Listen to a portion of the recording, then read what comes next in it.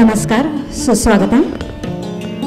व्यासपीठावर उपस्थित सर्व मान्यवर, निमंत्रित पाहुणे, शिक्षक, प्राध्यापक, कर्मचारी, विद्यार्थी या सर्वांचे मी प्रज्ञा महाजन IMDRच्या वतीनं स्वागत करते.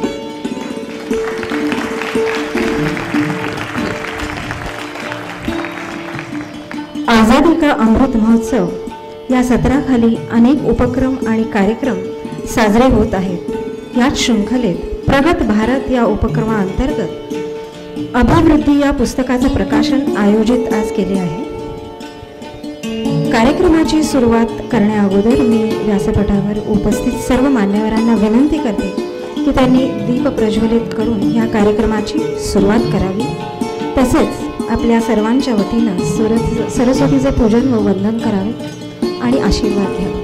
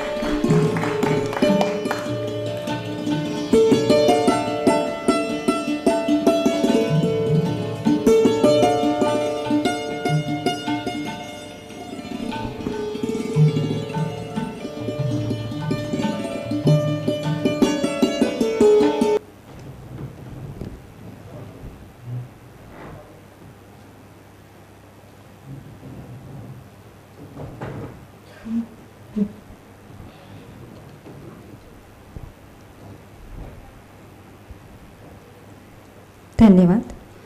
आझादी का अमृत महोत्सव या संकल्पनेचे मूल उद्दिष्ट हेच आहे की गेल्या 75 वर्षात आपण जे काही देशासाठी करू शकलो किंवा देशाने आपल्याला जे काही दिले आहे त्याचा एक लेखाजोखा आपण मांडावा आणि इथून पुढची वाटचाल कशी असावी ह्याच्या बाबतीत आपण काही निर्णय आणि काही ठोस उपक्रम हाती घ्यावेत.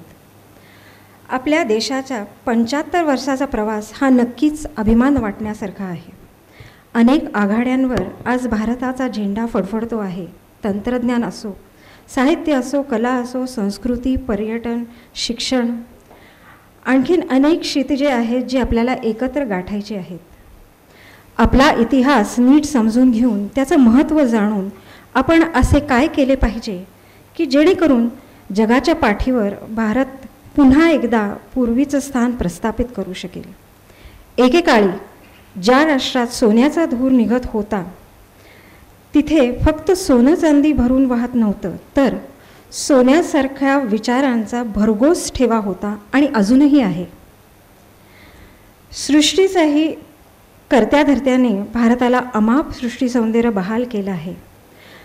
अशा भारत देशाचा अभिमान व्यक्त करणारे हे पुढचं गीत IMDRचे काही विद्यार्थी सादर करत आहेत. मी विनंती करते सायली, आकाश, रोहित आणि नुपूर यांना त्यांनी हे गीत सादर करावं. जहाँ डाल डाल पर सोने की चिड़िया करती है बसेरा.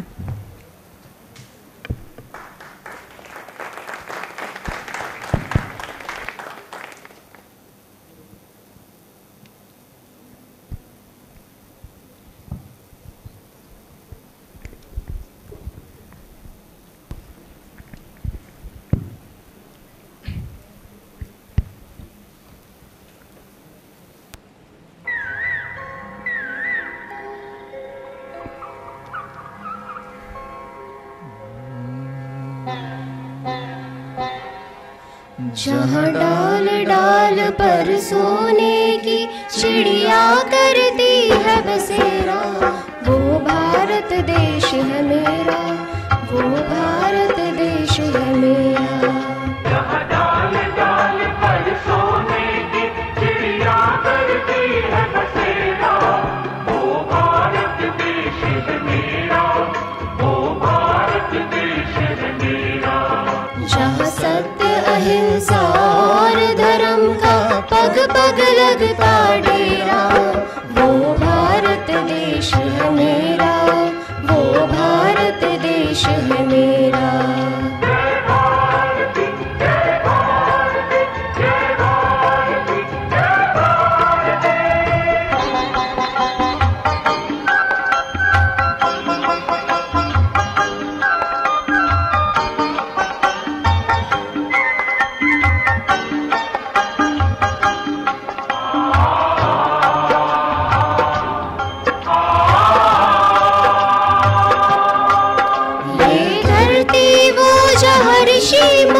जपते प्रभु नाम की माला,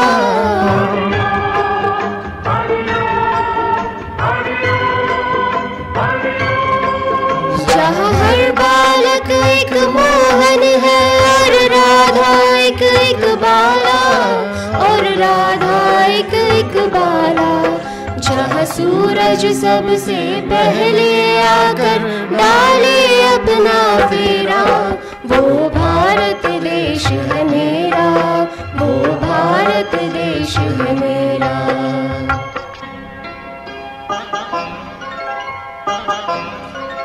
जहाँ गंगा जमुना कृष्ण और कावेरी बहती जाए,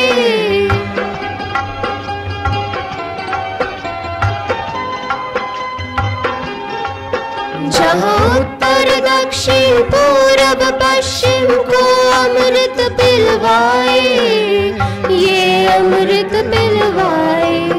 कहीं फल और फूल उगाए, केसर कहीं बिखेरा, वो भारत देश है मेरा, वो भारत देश है मेरा।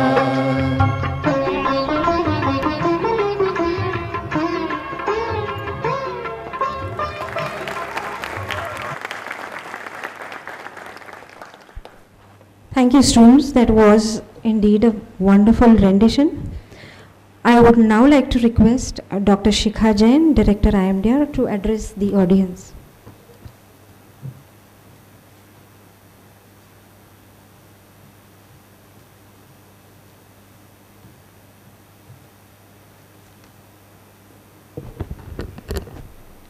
Namaskar.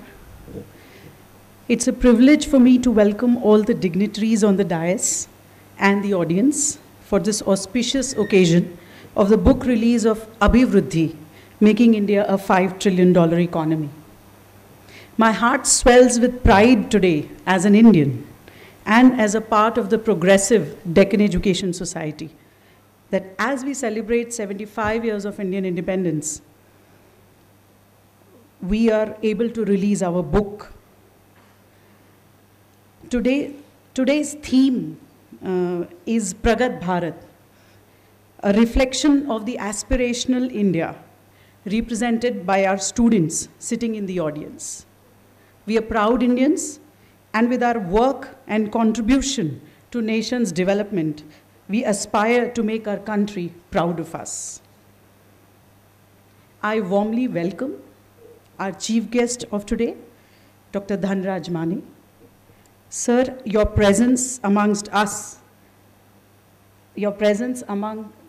today motivates us, and we look forward to listening to you today and Maharashtra's vision for higher education so that we align our efforts.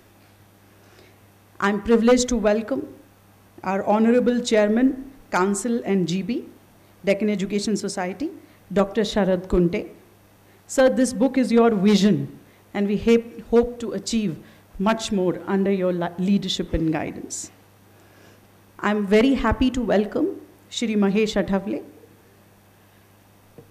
Vice Chairman, Council and governing body Deccan Education Society. Sir, the theme of today, Pragat Bharat, symbolizes IMDR's journey under your guidance. I'm privileged to welcome Shri Dhananjay Kulkarni.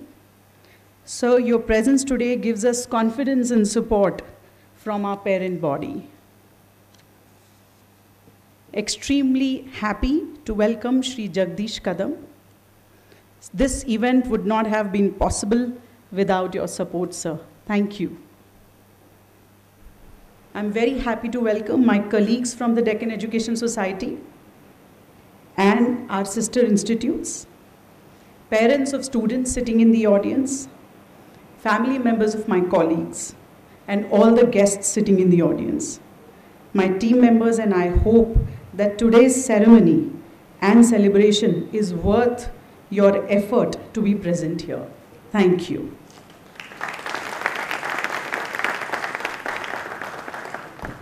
Thank you, ma'am. I would now like to request Dr. Shruti Nagar to introduce our chief guest for today, Dr. Dhanraj Mane.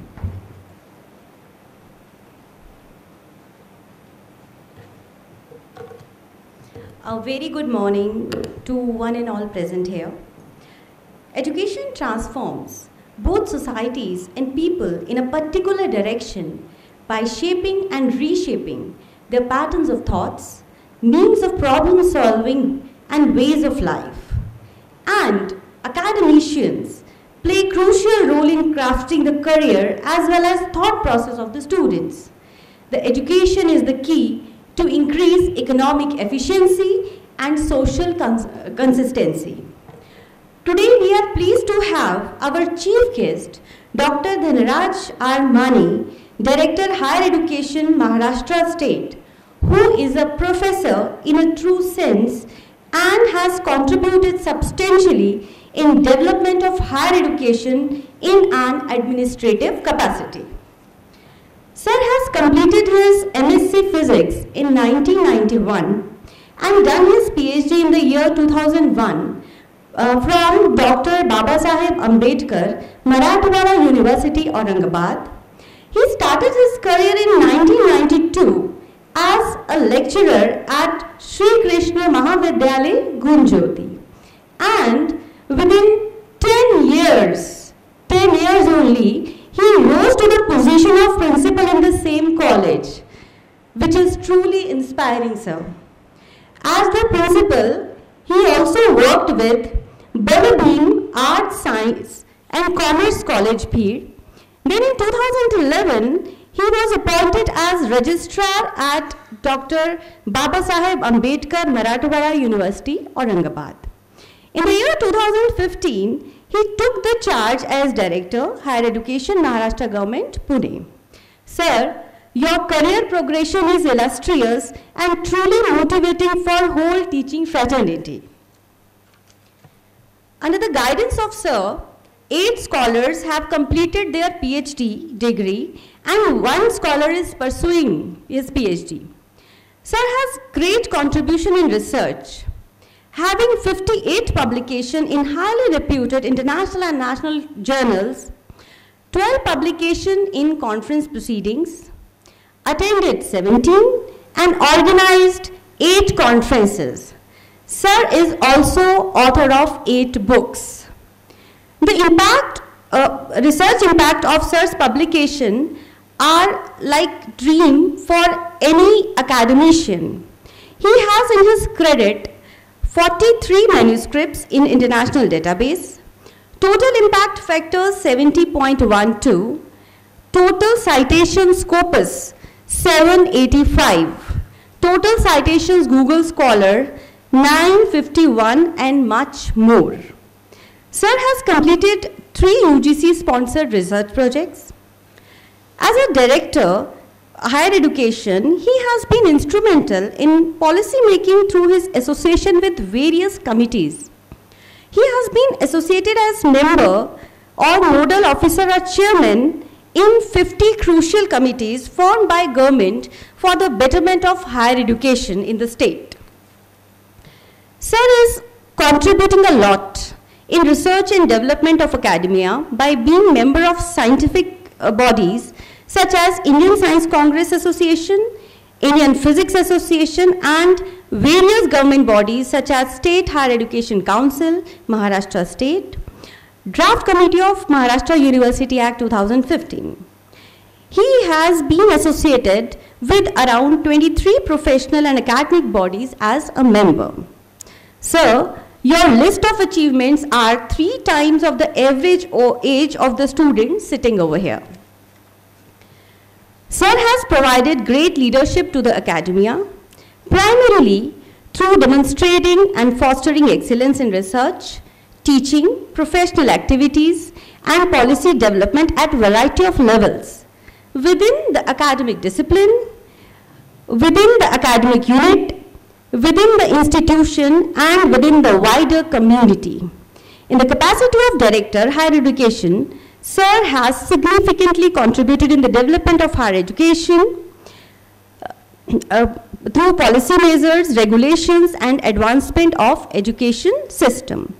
Sir, we are grateful for your contribution towards research, education, and well-being of the students who are future of our country.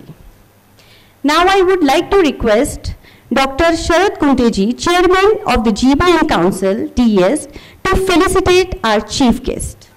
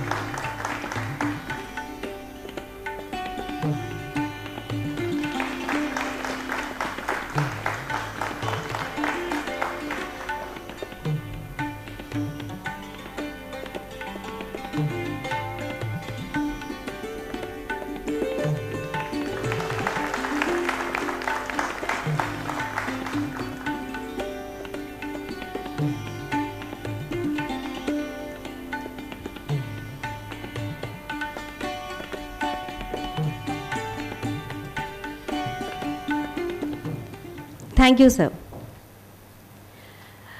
Now I would like to take an opportunity to introduce a guiding light of IMDR, who has been motivating all of us to take IMDR to the newer heights of success.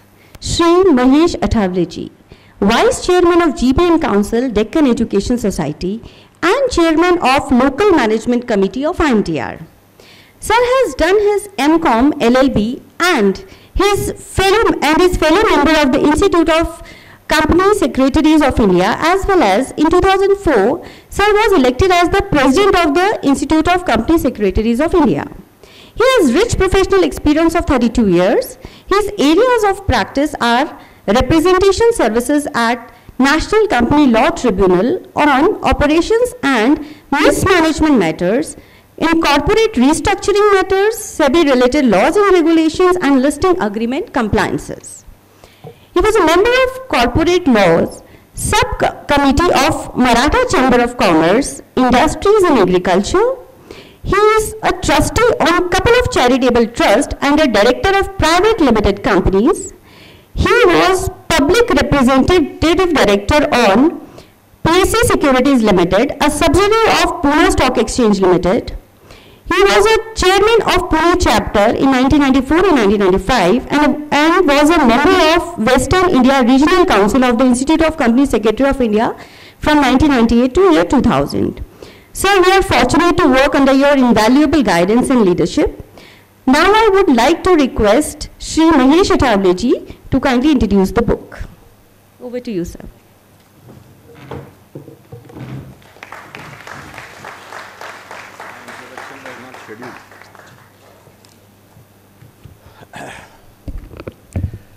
Well, dignitaries on the dais, of the dais, student friends. I have been given time up to 11 o'clock and I will conclude before that. My job is to tell you about the book. Let me tell you that the motivation comes as usual from Dr. Sharadrao Kunte, who has initiated a lot of things in our society as a whole, in general, and IMDR in particular. Now, when I was going through this book, it's a fantastic compilation and must-read book for all of you. The reasons. In a way, it's a brisk compilation of the future of India. It's an ideal blend of experience of the authors and their research, their statistical analysis. A lot of things can be said about the book, but I'm sure after my introductory remarks, some authors and editors are going to share their experience. So I'll limit myself to take an overview of the book and the theme and the subject. Let me put it this way, that this 5 trillion, I was trying to calculate how much it is in terms of rupees. Frankly, I'm little weak in mathematics, but it is more than 11 zeros after the number 4. 400 अब्ज किंवा 4000 अब्ज रुपये वगैरह असा काहीतरी तो आकडा येतो. So I don't know really. Some people say, "Arey, this is all fantasy, it's not possible." So as usual, any good proposal will have 2 views, contradictory, diametrically opposite. But then my request to all of you is, please go through all the articles. There are almost 14 articles in this book, and the book is not that bulky. I could finish reading it, of course, cursorily in one sitting, 175 pages. So you can certainly do that. And there is a fantastic takeaway from each article. What it tries to tell you is, see, there is an objective laid down for all of us. And as you know, not failure but low aim is crime, is always said. So we must always have a target which is achievable, which may not be that easy, but it may not be certainly impossible. It may be a bit difficult. So that is how we should look at it, and we should be positive about all this.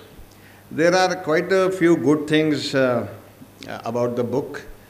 First of all, we have experts from government, we have experts from corporate sector, agriculturalists, NGOs, and of course our own faculty. They have contributed a lot in this book. And there are some issues which certainly you would like to know. There is a lot of statistical analysis given, some economic terms you need to get well conversant with. But then the thinking process, which I also mentioned about when I was talking to you on the first day of first year batch, that the thinking process has to be there. तुम्ही सगळ्यांनी विचार असा केला पाहिजे की या $5 trillion मध्ये माझा सहभाग काय असेल, in whatever manner you can.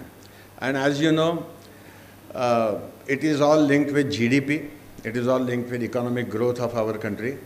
And I'm not taking through all these technical terms, but then the point to be pondered upon by all of us is, what is that I can do in this whole process? हे काय एकट्या दुकट्याचं काम नाही आहे. शासन त्याच्या पद्धतीने काम करतं, प्रशासन त्याच्या पद्धतीने काम करतं, बट आपण जे सर्वसामान्य नागरिक आहोत, आपल्यापैकी काही जण शेतकरी असतील, उद्योजक असतील, व्यापारी असतील, नोकरदार असतील, व्यवस्थापक असतील, in whatever capacity, I think we should always think of contributing for this cause. It's amazing. And there you will get a lot of guidance by going through this book. That's the beauty of this book. One of the articles talks about the possible opportunities for you as young engineers, young graduates. And they have talked about innovative areas like, I was just taking a list of it, that agro-tourism, medical tourism, hospitality, then engineering, genetics, in agro-nanotechnology. So they have come out with a lot of new untrodden areas where you can certainly develop, do some research, start your own startup. And I hope you are aware that IMDR and Fergusson College, we have jointly started incubation center.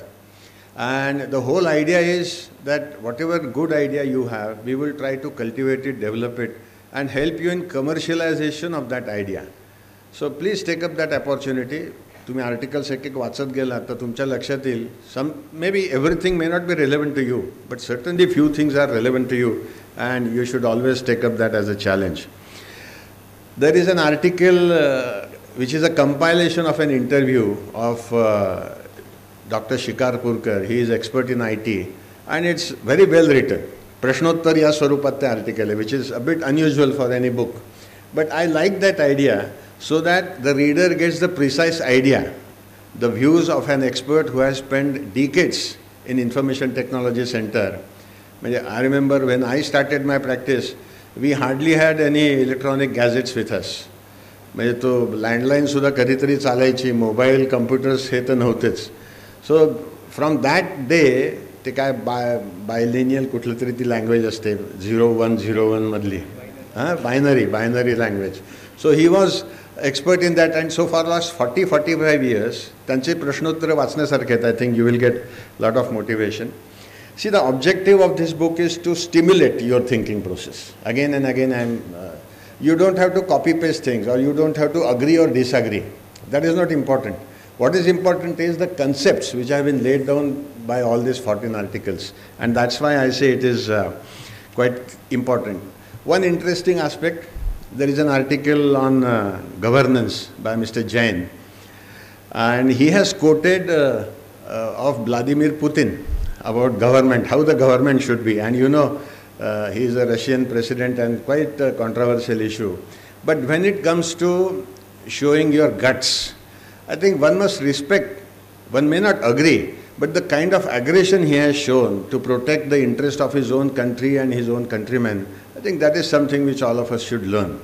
Maybe there could be controversy about his aggression on Ukraine and all that. By the way, Ukraine was never our friendly state. He has been always criticizing India, for your information. Though I am not supporting whatever is happening there, but a piece of information. धाडसी निर्णय जो घ्यायला लागतो ना, that is what he has talked about when he mentioned about governance. There is an article on 3D. Dr. Shikha Jain and Dr. Suraj Kamble and Dr. Shivne, they have contributed. I was not aware it 3D म्हणजे काय असतं, but then the way in which they have presented the article, I think they have exposed new avenues for you.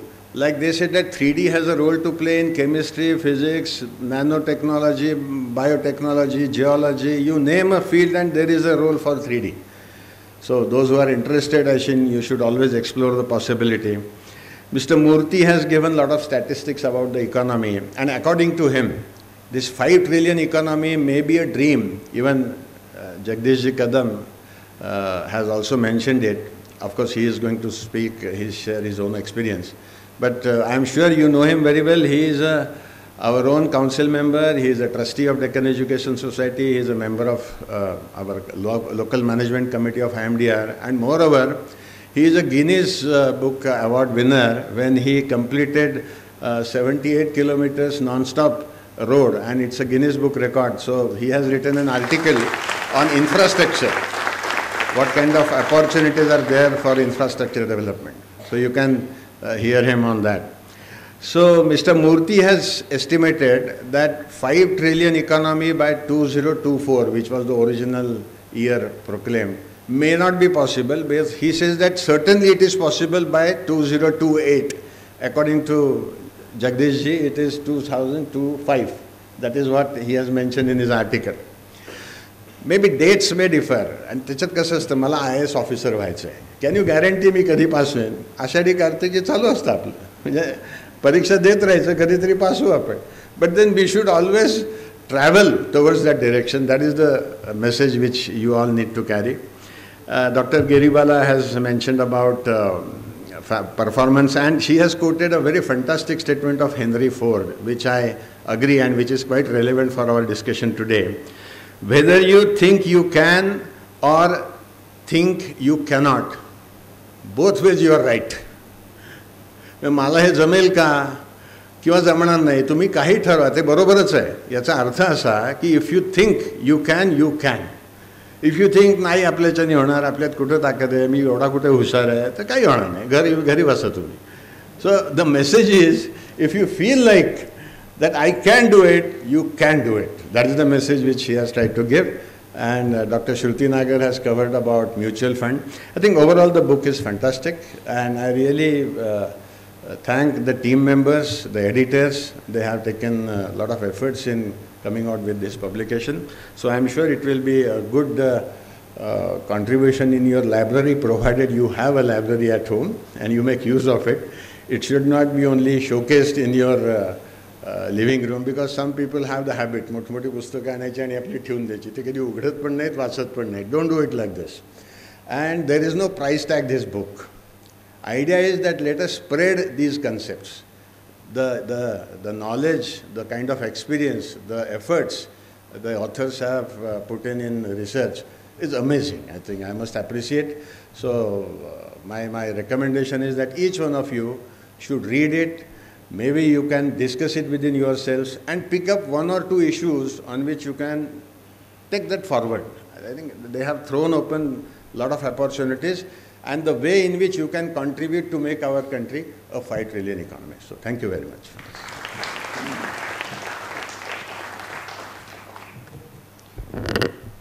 Thank you so much, sir, for sharing your insights on the content of the book and contribution of the authors.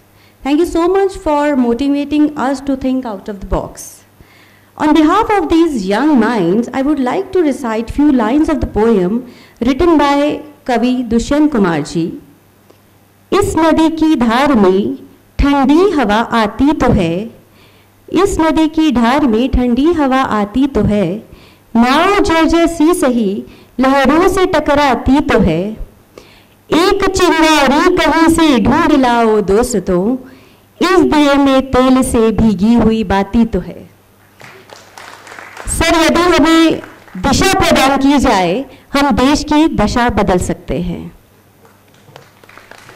Now I would like to request Dr. Parikshit Mahankal to take over the program. Thank you.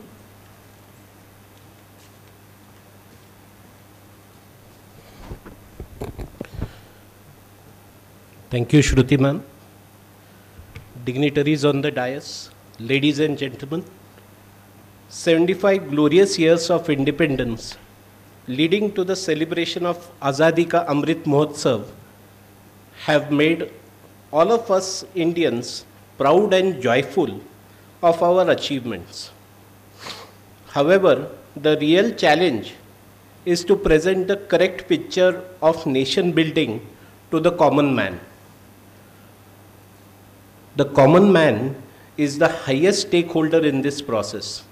With this thought in mind, we set out to conceive a book regarding the efforts taken to make India a $5 trillion economy. As I stand before you to share my experiences regarding editing this wonderful collection of our aspirations and ideas about Indian economy, I am reminded of the Sanskrit couplet, Kakatali yavatva praptam društavapi nidimagratah na soyam devamadatte purushartham apekshate. Translated, it implies even if by sheer luck a treasure is seen lying in front of you, destiny does not give it to you in hand. Efforts have still to be made to pick it up. I realized that we were getting insights into a treasure trove of thoughts, aspirations, actions, and visions for the future. I was privileged to be able to edit these articles, which had a wide variety of topics. However, it meant equipping ourselves to gather more knowledge about the relevant sectors mentioned, and understand the intricacies of the contents. There were certain interviews conducted of eminent personalities. Converting their thoughts into an article form was also a challenge. So, while it is a delight to read about the initiatives in governance, infrastructure, and capacity building, and contemplating complexities and challenges that need to be overcome while trying to fulfill this goal, it was a big challenge to trim and retain the relevant content in the articles. The articles were from varied sectors like infrastructure, IT, governance, unorganized sector, agriculture, finance, technology, real estate, to name a few. We tried to do justice to all these articles by maintaining the essence of the author's writings. The journey has been a bit of roller coaster for me. I am indebted to my co-editor, Professor Pradnya Mahajan, and also Dr. Shruti Nagar, who has been a constant support in this journey. Lastly, I would like to mention Dr. Shikha Jain, Director IMDR, and all my wonderful faculty colleagues who have been contributed to the book and who have supported me all throughout this journey. Now, we are graced by the presence of some of the contributors to the book. I would like to request some authors who are present here to share their views. I would first of all like to call on stage Shri Jagdish Kadam sir to share his thoughts. Sir, please.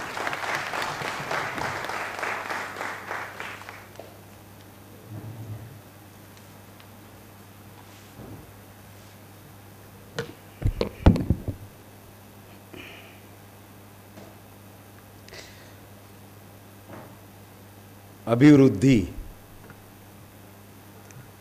$5 trillion economy. या पुस्तकाचं प्रकाशन आज ज्यांच्या हस्ते होणार आहे ते आपल्या महाराष्ट्र राज्याचे एज्युकेशन डायरेक्टर, माझे मित्र डॉक्टर धनराज माने सर, DESचे चेअरमन, व्हाईस चेअरमन, सेक्रेटरी, IMDRच्या डायरेक्टर, सगळ्या फॅकल्टी मेंबर्स आणि आजच्या भारताचे आणि उद्या येणाऱ्या उज्ज्वल भारताचे सगळे बसलेले तरुण कॉन्ट्रीब्युटर्स, बंधू आणि भगिनींनो. आठवले साहेब, 5 ट्रिलियन म्हणजे 400 लाख कोटी. तुम्हाला एवढं समजलं असेल की मी इंजिनियर आहे, पण तरी माझा एक लेख त्याच्यामध्ये आहे. तर तो जर लेख तुम्हाला आवडला तर त्याचं सर्व श्रेय, म्हणजे कंटेंट माझेच आहेत, पण भाषा सगळी प्रज्ञा, महाजन आणि डॉक्टर शिवणे यांची आहे. कारण मी रायटर नाही आहे, चांगला रायटर नाही, मी एक्झिक्युटर आहे.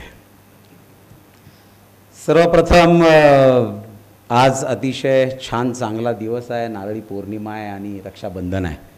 त्यामुळे या दिनाच्या निमित्ताने आपल्या सगळ्यांना मी मनपूर्वक शुभेच्छा देतो. अनेक विनंती अशी करतो की हे खरंच आठवले सरांनी वाचलं आहे, मी अजून वाचलेलं नाही आहे टू बी फ्रँक. पण ते जे पुस्तक आहे ते मला ज्या कंटेंट्स माहिती आहेत त्याच्यावरून असं वाटतं आहे की अतिशय खरंच चांगलं ते पुस्तक आहे आणि तुमच्यासाठी ते अतिशय योग्य आहे. फ्युचर यू घालणारं आपल्या भारत देशाचं काय आहे ते अतिशय चांगल्या पद्धतीने तुम्हाला एक्सपर्ट्सकडनं समजू शकेल. म्हणून आजच्या या रक्षाबंधनाच्या दिनाच्या निमित्ताने तुम्ही एक संकल्प करावा की बहिणींनी भावाला राख्या बांधताना हा संकल्प करावा की पुस्तक मी तुला देते, तू ते वाचून मला सांग. आणि भावांनीही ते वाचते तसंच बहिणींनी वाचून त्याने खरंच सांगितलं की नाही, याच्यासाठी बहिणींनीसुद्धा राख्या बांधणाऱ्या बहिणींनी ते वाचावं. असा एक संकल्प या निमित्ताने आजच्या दिवशी आपण कराल अशी अपेक्षा या निमित्ताने ठेवतो. See, I written a article on infrastructure development. Infrastructure development is the backbone of our nation. It is a varied nation. Geologically, it is very tough that way as far as India is concerned. And if we want to make a $5 trillion economy, though our Honorable Prime Minister declared because of some problems in due to this COVID era, I am doubtful that we'll be 5 trillion by 2024, but I think we will be by 2026, 27, definitely. I'm very positive about it because I'm into infrastructure development. I am doing so many different type of infrastructure development works. And I am into this field from last more than 30 years. I did my civil engineering in the year 1986 from COAP. And then I started this business in the year 1988. So more than 30 years I am looking the difference. Recently, from last few years, like 7-8 years, I am seeing a great change into all fields of businesses like infrastructure, like manufacturing, that IT. So for this infrastructure development, I will speak precisely about the infrastructure development. See, in the year 2021, this Parliament set up NABFID, National Banking for Financing Infrastructure and Development. And we have, as a India, we have three major sectors, I would say. That the first is agriculture, because we are agro-based industry.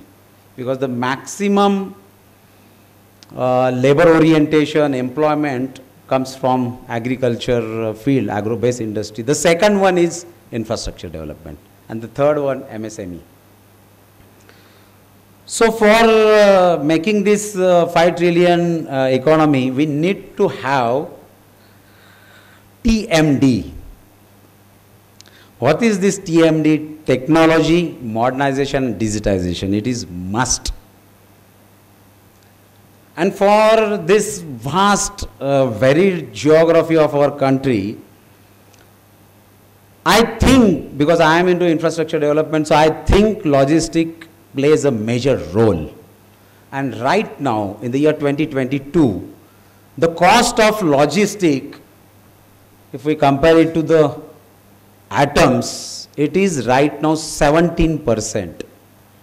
It is far ahead or far bigger than the world standards. So we need to come down in a single digit. And that's why this government, central government, the state government, they have decided to go for the development of infrastructure. It may be in road sector, inland waterways, or the air traffic UDAN, the railways, the power sector.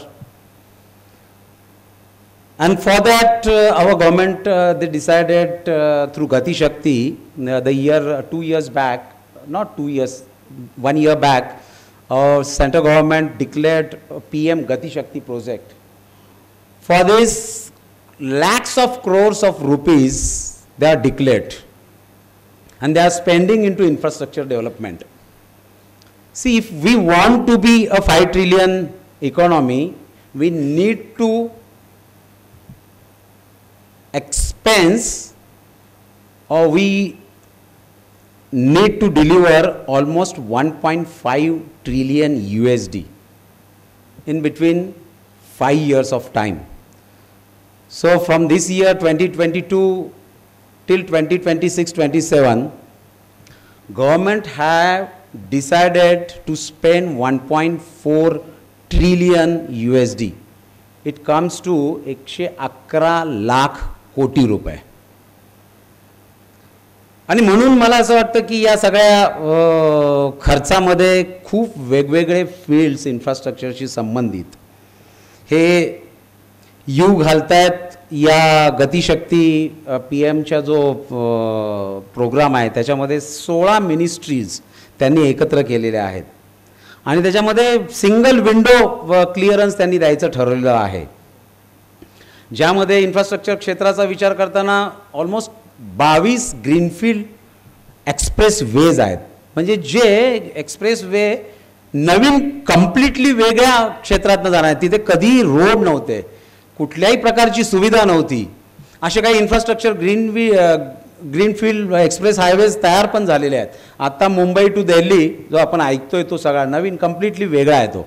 त्याच्यामुळे एक फायदा असा होणार आहे की या भारत देशातला जो व्हर्जिन लँड आहे, जो कधी कनेक्ट झाला नव्हता, मेन स्ट्रीममध्ये आलेला नव्हता, तो सगळा एरिया या निमित्ताने मेन स्ट्रीममध्ये येणार आहे.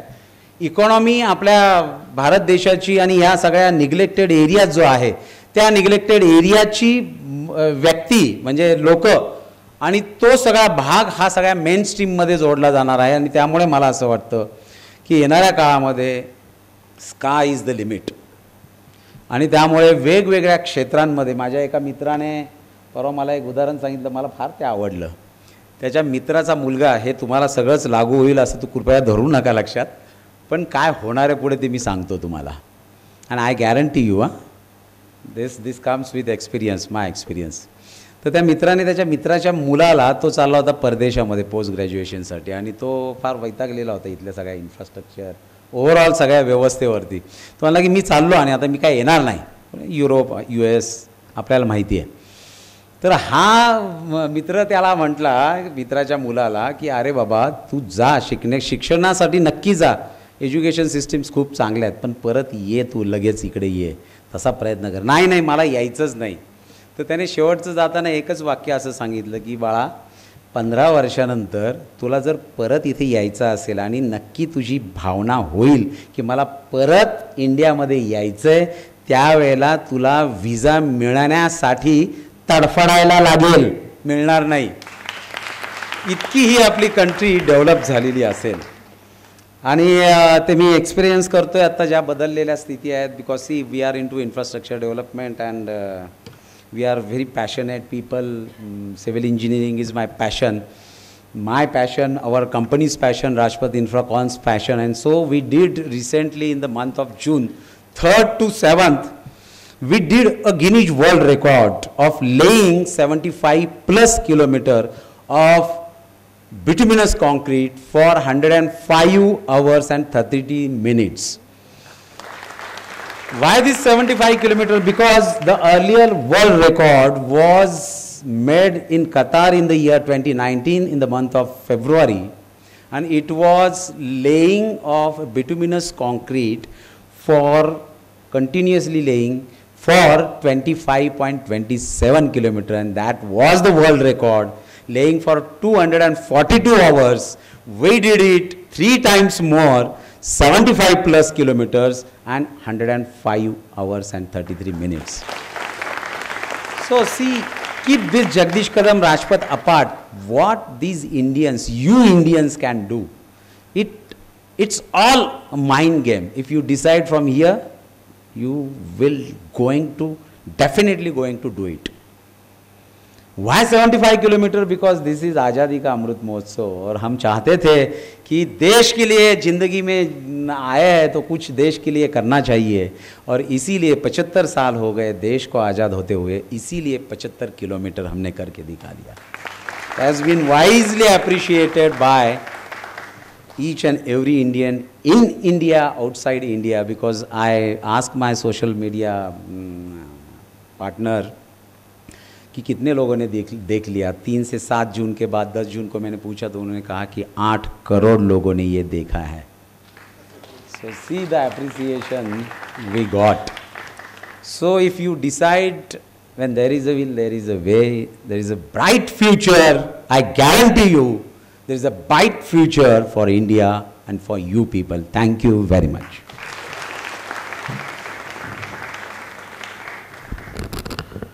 Thank you so much, sir.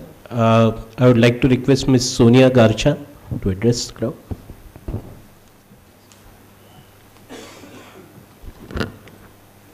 Dear dignitaries present on the dais, all the teachers and my dear students, you know what I would like to start with. See, the journey of the book is another story, but you all know Pradnya, right? So Pradnya and I started our journey from this hall in 1987. So we are Fergusson College pass outs, and our classroom was here, A14. So when Pradnya told me about, contributing to the book, it was obviously a moment of immense pleasure and pride that, I could contribute. So my contribution to the book is on toughening the ecosystem of the unorganized sector. Now, before I go on what the points I had put in, I would just like to talk about what Mr. Mahesh shared. Any change can happen only with a collaboration, right? So each one of you, each one of us here are contributors to bring about this change. So, even though we are talking about the unorganized sector, which is a tough area to work in, but the change that has come in has been brought in by banks, by the government, by individuals, by various organizations working here. So in the conventional financial prism, a good business, since all of you are part of IMDR and management, a good business has high asset turnover, reasonable margins, and high returns on capital, right? So the good news in the unorganized sector is that small businesses need very little capital, have a very high asset turnover, and neither the market nor the profitability are a problem. Now tell me something, the customer for small businesses is brutal, right? You go to a bhel wala. How does he make your bhel?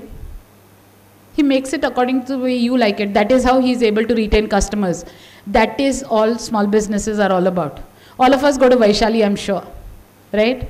So what drives the business?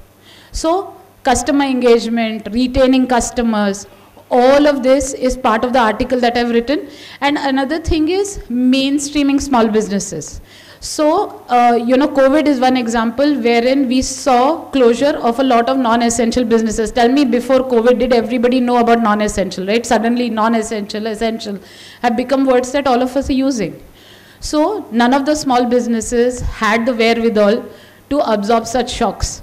So that led to a lot of closure. So all the work that we have been doing in revival of livelihoods has been towards mainstreaming them, towards financial inclusion, digital inclusion, and enabling all the government schemes that will build resilience in the small businesses. Now just to align with it, basically what we did was try to identify the problem.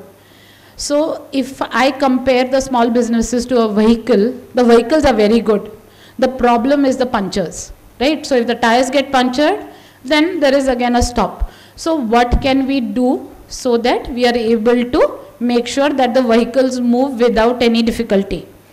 So there are just 3 touch points: the adoption of simpler, appropriate regulatory frameworks, and vending licenses, right? If a bhelwala is doing well, it does not have a vending license, business will shut. Financial and digital inclusion to access savings, credit, and insurance products. And one thing that I think all of you should be able to help us with: gamified portals for GST, compliances which are easy to use. What happens with small business? They fear all this, right? So as youth, if you guys take this upon you and come up with, user-friendly portals, it will be a very big help. So I will end by saying, let us work together and make this a successful model for the millennia. And I would also like to, take this opportunity to thank Deccan Education Society, IMDR, the editors who have been a brilliant support in making sure that this book is a success. Thank you so much. Thank you so much, madam. I would like to invite Dr. Prashant Dopavkar to share his thoughts.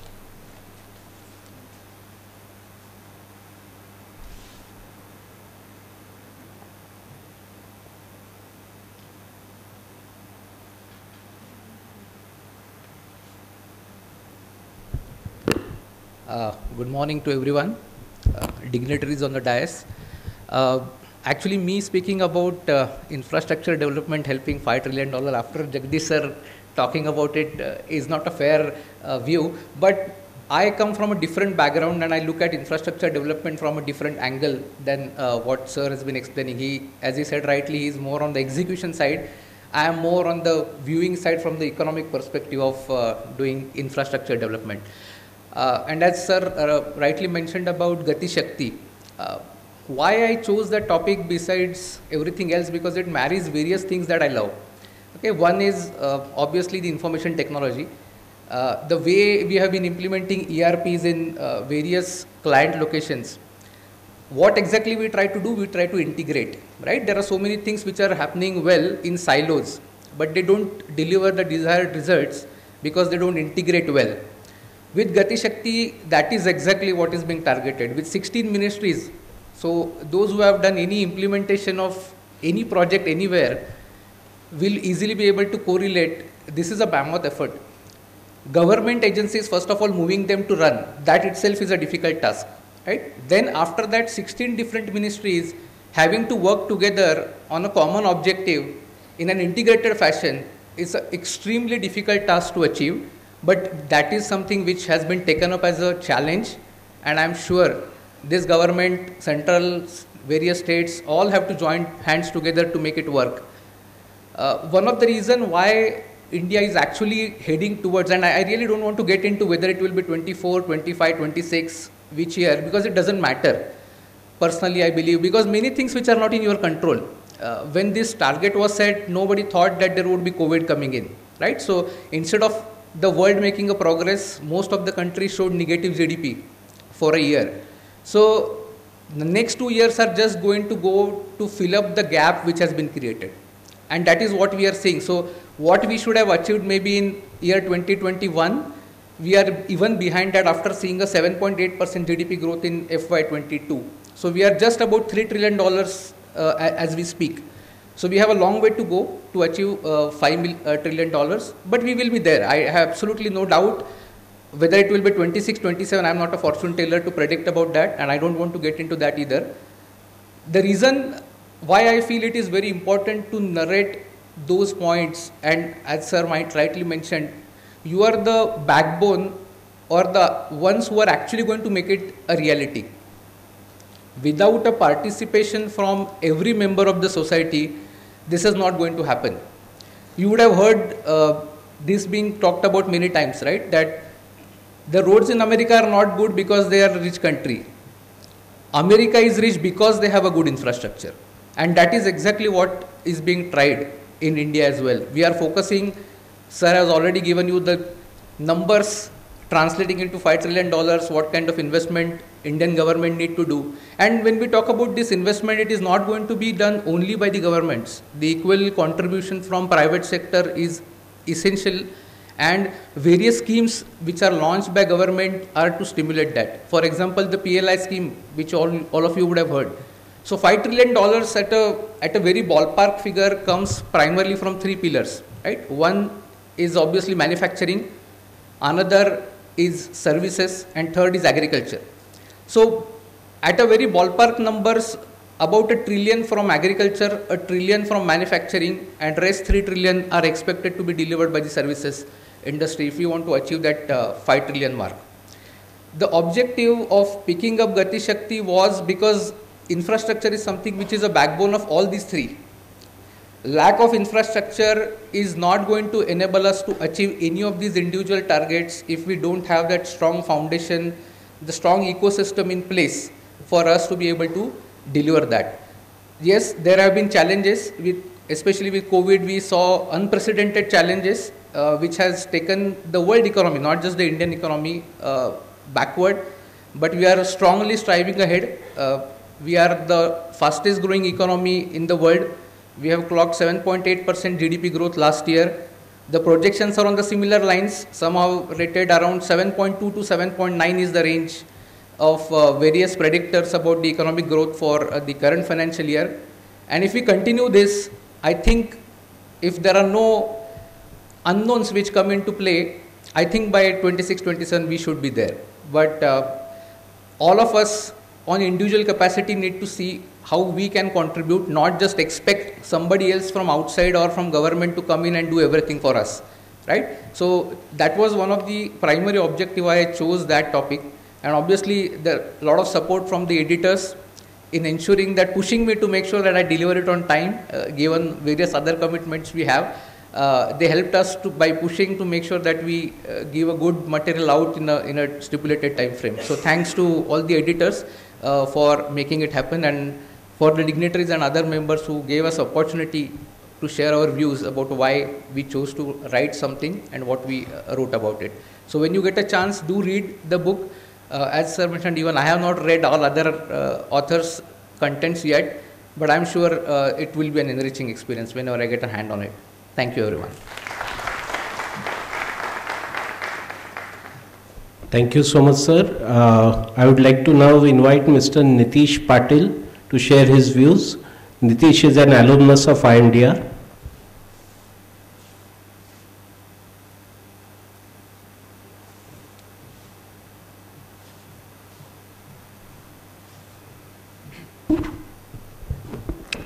Good morning. First of all, in advance, happy Independence Day. Abhivruddhi, making a $5 trillion economy is a good concept.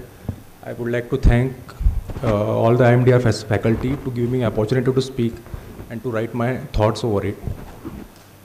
खूप छान वाटतंय. I was also a student sitting over here and listening to all the dignitaries who was, my batch was 15, 17.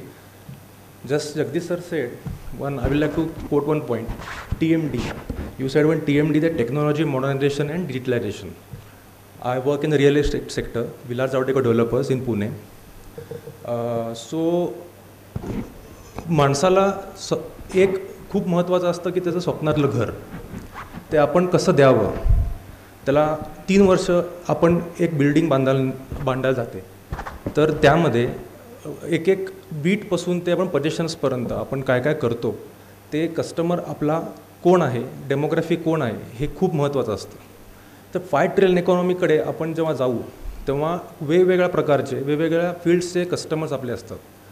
त्यामध्ये IT चे असतात, इन्फ्रास्ट्रक्चरचे असतात, स्वतः real एस्टेटचे पण असतात कस्टमर्स, प्लस ॲग्रिकल्चरचे कस्टमर असतात. पण त्यांचं एकच असतं की त्यांना स्वप्नातलं घर एक बिल्डर कसा देतो. तर त्यामध्ये TMDचा मला एक खूप महत्त्वाचा पॉईंट वाटतो की टेक्नॉलॉजी, मॉडर्नायझेशन, डिजिटलायझेशनचा कसा उपयोग होईल. टेक्नॉलॉजीमध्ये आता आम्ही विलाज ऑडिओ डेव्हलपर्समध्ये आम्ही हे सुरू केलं की रजिस्ट्रेशन जे होतात बाहेरून त्याला खूप लाईन लागते आणि कस्टमर्स खूप कंटाळतात लाईनमध्ये उभे राहायला, दुपारभर संध्याकाळपर्यंत उभे असतात, आजोबा असतात, आजी असतात. तर आम्ही आता टेक्नॉलॉजीचा उपयोग असा केला आहे की आमच्या ऑफिसमध्येच रजिस्ट्रेशन सुरू केलेलं आहे की ऑनलाईन रजिस्ट्रेशन होईल, त्यांना बाहेर जायची आणि लाईनमध्ये थांबायची गरज लागणार नाही. तो हे एक आमच्या सरांनी एक खूप महत्त्वाचा पॉईंट नोट केला. आणि एक दुसरी गोष्ट मॉडर्नायझेशनमध्ये म्हणाल तर मॉडर्नायझेशनमध्ये आपलं इन्फ्रास्ट्रक्चर साईटवरचे कामं असतात, त्यामध्ये आपण न्यू टेक्नॉलॉजी काय आणू शकतो, त्यांनी लेबरचं वर्क किती कमी होईल. कारण की ते 12-12 तास जो लेबर RCCचं काम करत असेल तर त्याचा मॉडर्नायझेशनमध्ये त्याचा किती कमी होईल त्याचा आम्ही खूप एक मॉडर्नायझेशन मशीन्स आणलेले आहेत. त्यामध्ये पण आमचा खूप वेळ कमी होतो त्याचा. आणि एक स्लॅब बांधायला आम्ही एक 10 दिवसाच्या आत आम्ही एक स्लॅब बांधतो. तो एक आमचा एक खूप एक अचिव्हमेंट म्हणू शकतो आम्ही. सेकंड आता शेवटचं म्हणजे आता कोविड आल्यानंतर आम्हाला लॉकडाऊन हा शब्दच माहीत नव्हता. प्लस सॅनिटायझर आपण वापरतच नव्हतो आधी पण. तर त्या आपल्याला खूप नवीन गोष्टी समजल्या की लॉकडाऊनमुळे काय काय आपण केलं. तर आम्ही कधीच सुट्टी घेतली नाही. लॉकडाऊनमध्ये पण आम्ही काम केलं कारण की कस्टमर्सचे EMI कट होत असतो, कस्टमर्सचे रेंट कट होत असतो. तर आपल्याला वेळेवर पजेशन कसं देता येईल त्याच्यासाठी आम्ही खूप भार हे केला की त्याला आम्ही मे 2020ला पण आम्ही बाहेर होतो विथ स्पेशल परमिशन. तर सांगायची ही गोष्ट आहे की आपणही कुणाचे तरी कस्टमर आहोत. तर आपण हॉटेलमध्ये जरी गेलो तरी आपण कस्टमर आहोत. आपल्याला काही आवडलं नाही तरी आपण चिडतो. तर एक फ्लॅट म्हणजे खूप महत्त्वाची गोष्ट आहे. 70 lakhs एक जर स्वतः पूर्ण आयुष्याची कमाई जर घालत असेल तर रिअल इस्टेटमध्ये जर तुम्ही कस्टमरला जर खुश केलं ना, कुठल्याही कस्टमरला, तर तो तुमचं वर्ड ऑफ माऊथनं पुढे तुमचं अजूनही तुमची कंपनी ग्रोथ होते. तर छोटे मोठे बिल्डर जे आहेत ते कोविडमुळे खूप म्हणजे त्यांचं बंद झालं सगळं बिझनेस. पण मिडल स्केल लेवलचे वर आहेत त्यांनी खूप टेक्नॉलॉजीचा भर दिला. जसं आम्ही विलाज ऑडिओमध्ये काम करतो, आम्हाला माहिती आहे की आम्ही खूप टेक्नॉलॉजी यूज केली आणि कस्टमरला कधी नाराज केलं नाही. तर हे पण एक खूप असतं की जसं तुम्ही कस्टमरला खुश कराल तसं तुमचे अजून प्रोजेक्ट्स वाढतील. अजून प्रोजेक्ट वाढले की तुमचा कस्टमर बेस वाढेल, तसं रेव्हेन्यू जनरेशन होईल. रेव्हेन्यू जनरेशन झालं की ऑटोमॅटिक हेल्प होईल इकॉनॉमीला. तर जे कोणी रिअल इस्टेटमध्ये आहेत, आत्ता मला कोणीतरी विचारलं तुमच्या बॅचमध्ये की मार्केटिंग तुम्ही केलं आहे आणि तुम्हाला उपयोग होतो का रिअल इस्टेटमध्ये. It's a good question actually. I will take as a positive. मार्केटिंगमध्ये जरी मी MBA केलं असेल तर तुम्ही कस्टमरला कसं कन्व्हिन्स करता ते खूप महत्त्वाचं आहे. मार्केटिंग म्हणजे फक्त ब्रँड नाही. कस्टमरला कन्व्हिन्स करून, त्यांना कन्वर्ट करून, त्यांना पिच करून, त्यांना तुमच्यात ओढून घेणं हे पण एक स्किल असते. काही कस्टमर म्हणतात मला हे फ्लॅट आवडत नाही, तर त्याचा हा उपयोग त्याला आपण कसं कन्व्हिन्स करून पिच करू ना, ते तुमची स्किल आहे. तुम्हाला IMDRमध्ये जे MBA शिकवणार मार्केटिंगमध्ये ना, फक्त तुम्हाला ब्रँड नाही शिकू नका. तुम्ही how to face the customer, how to talk with customer ते पण शिका. I will like to request शिका ma'am to take training sessions for how to speak customers and how to deal with the critical customers. Critical कस्टमरला जो convince करेल तो कुठेही त्याचं अडत नाही. क्रिटिकल कस्टमर म्हणजे तो रागीट नसतो, त्याला अपेक्षा खूप असतात बिल्डरकडनं कुठल्याही फील्डमध्ये, फक्त त्याला कन्व्हिन्सिंग पॉवर पाहिजे. So I will thank everyone who is present over here, and I will thank again to IMDR faculty to call me here, and all the best for the book, and I know त्याचे खूप आपण अजून पुस्तकं लिहू and also contribute for that. Thank you.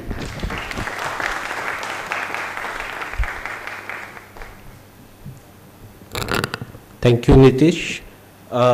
Lastly, there is a small note from Shri Dhaval Jain.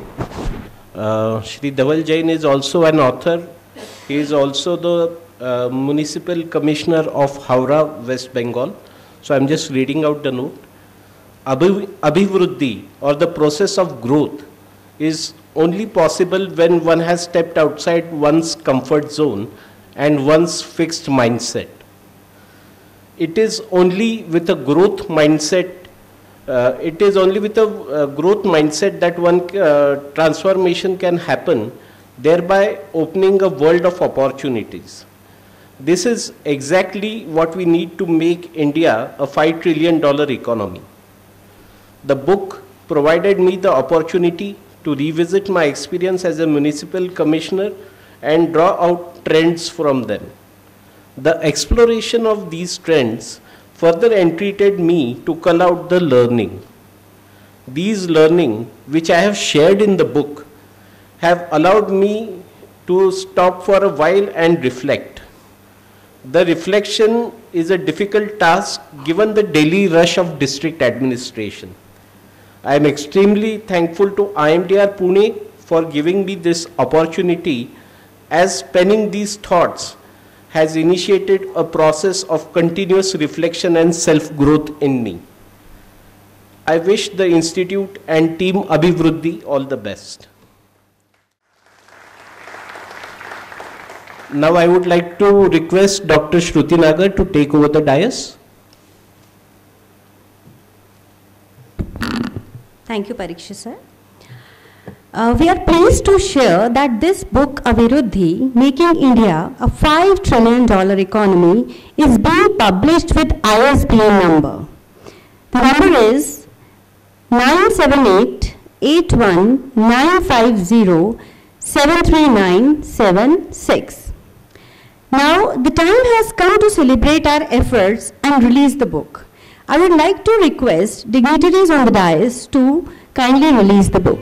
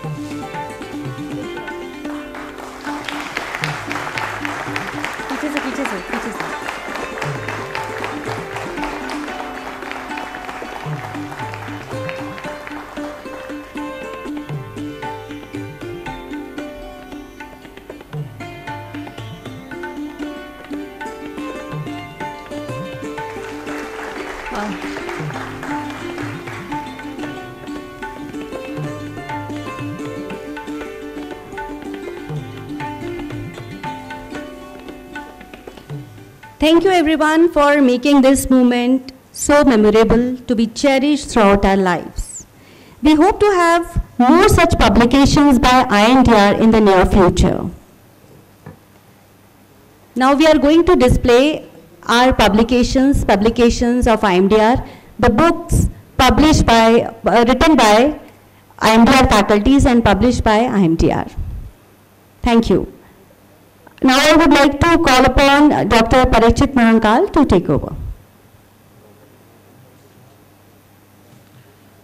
Thank you once again, Shruti Madam. Now I would like to invite chief guest for today's event, Dr. Dhanraj Mane, Director, Higher Education-Maharashtra State, to share his views on education as a tool for social, cultural and economic empowerment. Sir, over to you.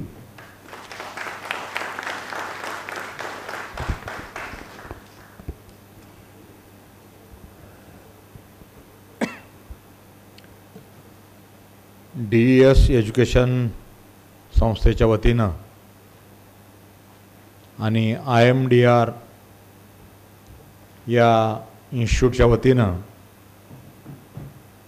आज या आगळ्या वेगळ्या पुस्तक प्रकाशन सोहळ्यासाठी व्यासपीठावर विराजमान झालेले संस्थेचे सन्माननीय अध्यक्ष श्रीमान शरदजी कुंटे साहेब, सन्मान्य उपाध्यक्ष आठवले साहेब, कुलकर्णी साहेब, ज्यांच्यामुळं मला या कार्यक्रमाला आवर्जून यावं लागलं आणि अनेक वेळा मी यावा असा प्रयत्न करणारे आमचे मित्र जगदीशजी कदम साहेब, या संस्थेच्या डायरेक्टर जैन मॅडम, इतर संस्थेचे सर्व सन्माननीय पदाधिकारी,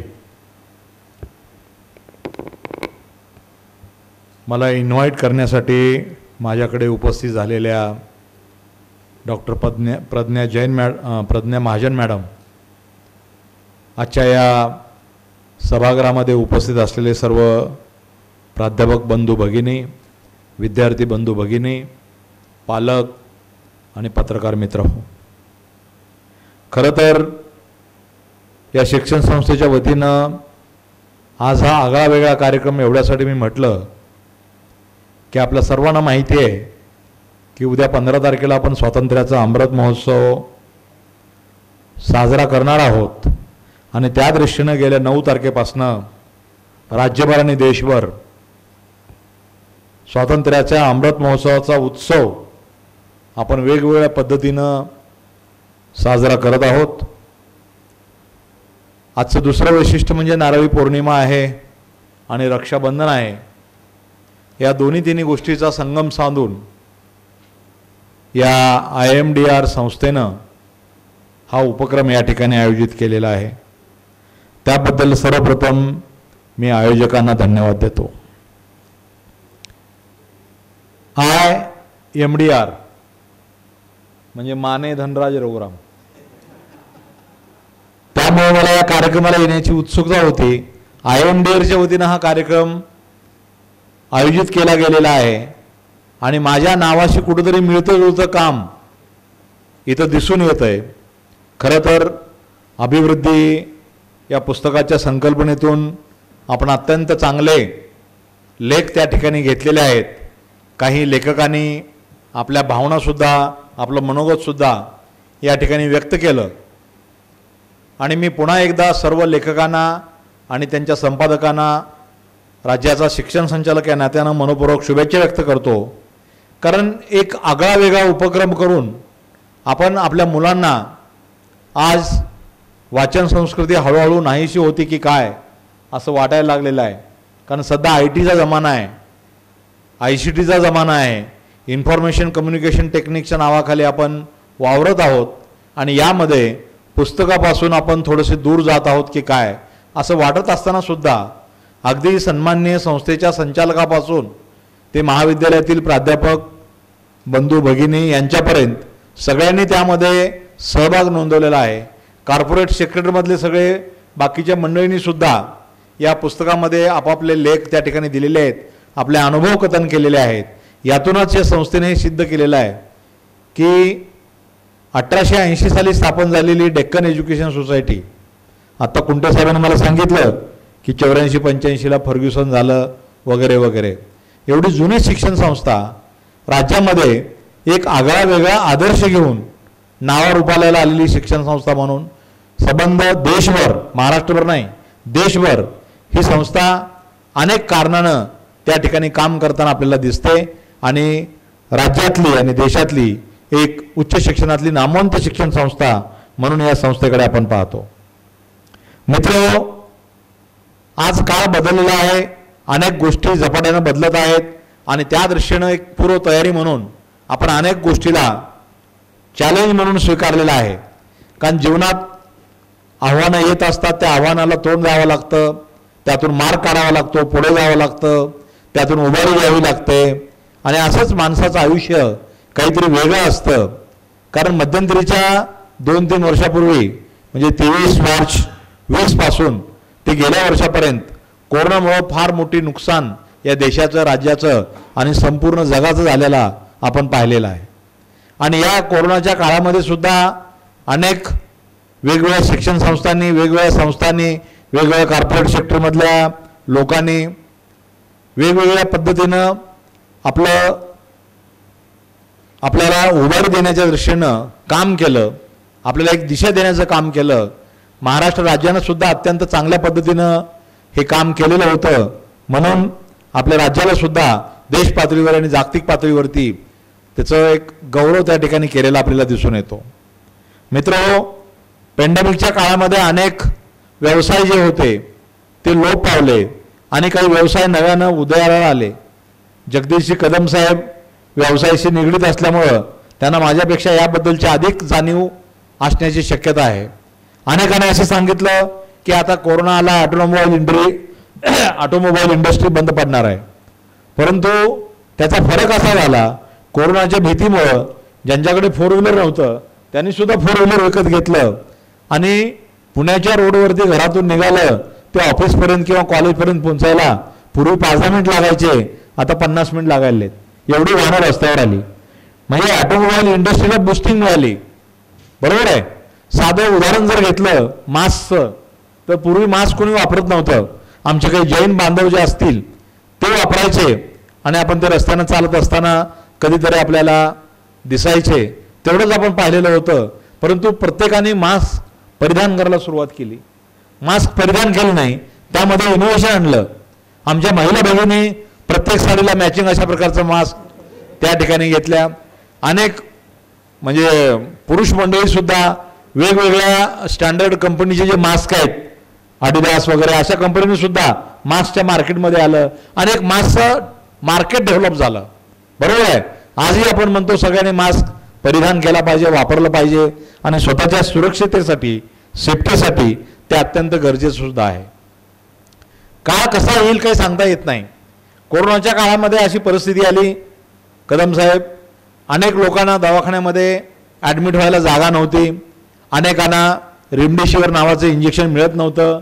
परंतु काही धनदांडगे होते, आता ते पेशंटच होते, भलेही ते धनदांडगे असतील, त्यांनी पैशाच्या जोरावरती 5-5-6-6 रेमडेसिवीर 40,000, 50,000, 60,000, 80,000 एवढे पैसे खर्च करून त्यांनी ते खरेदी केले. 2 रेमडेसिवीर घ्यायच्याऐवजी 6 घेतले आणि त्याचा अंत झाला.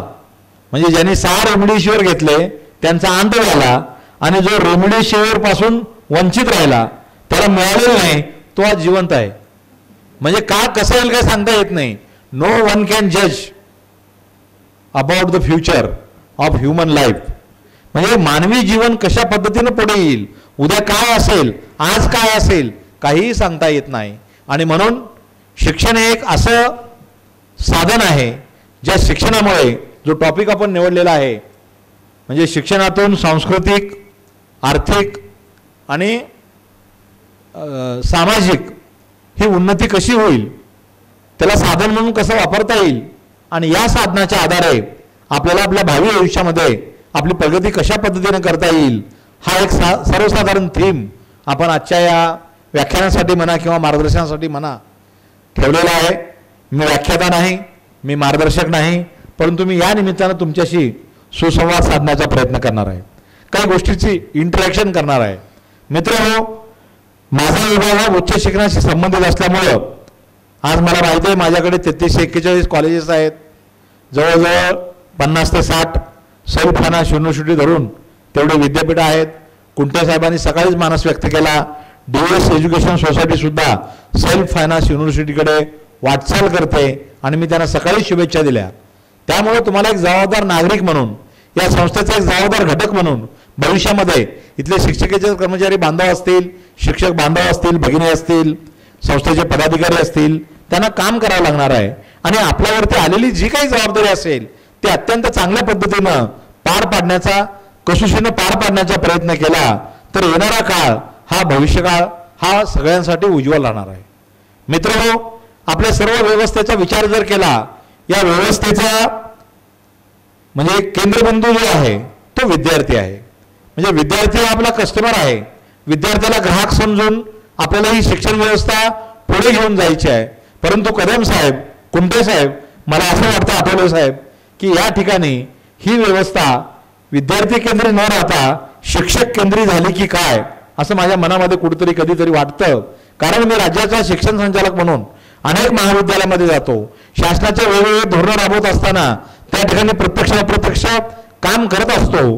परंतु आजचा शिक्षक, कारण ज्यांच्यावरती ह्या उच्च शिक्षणाचा दर्जा वाढवण्याची, खरी जबाबदारी दिलेली आहे.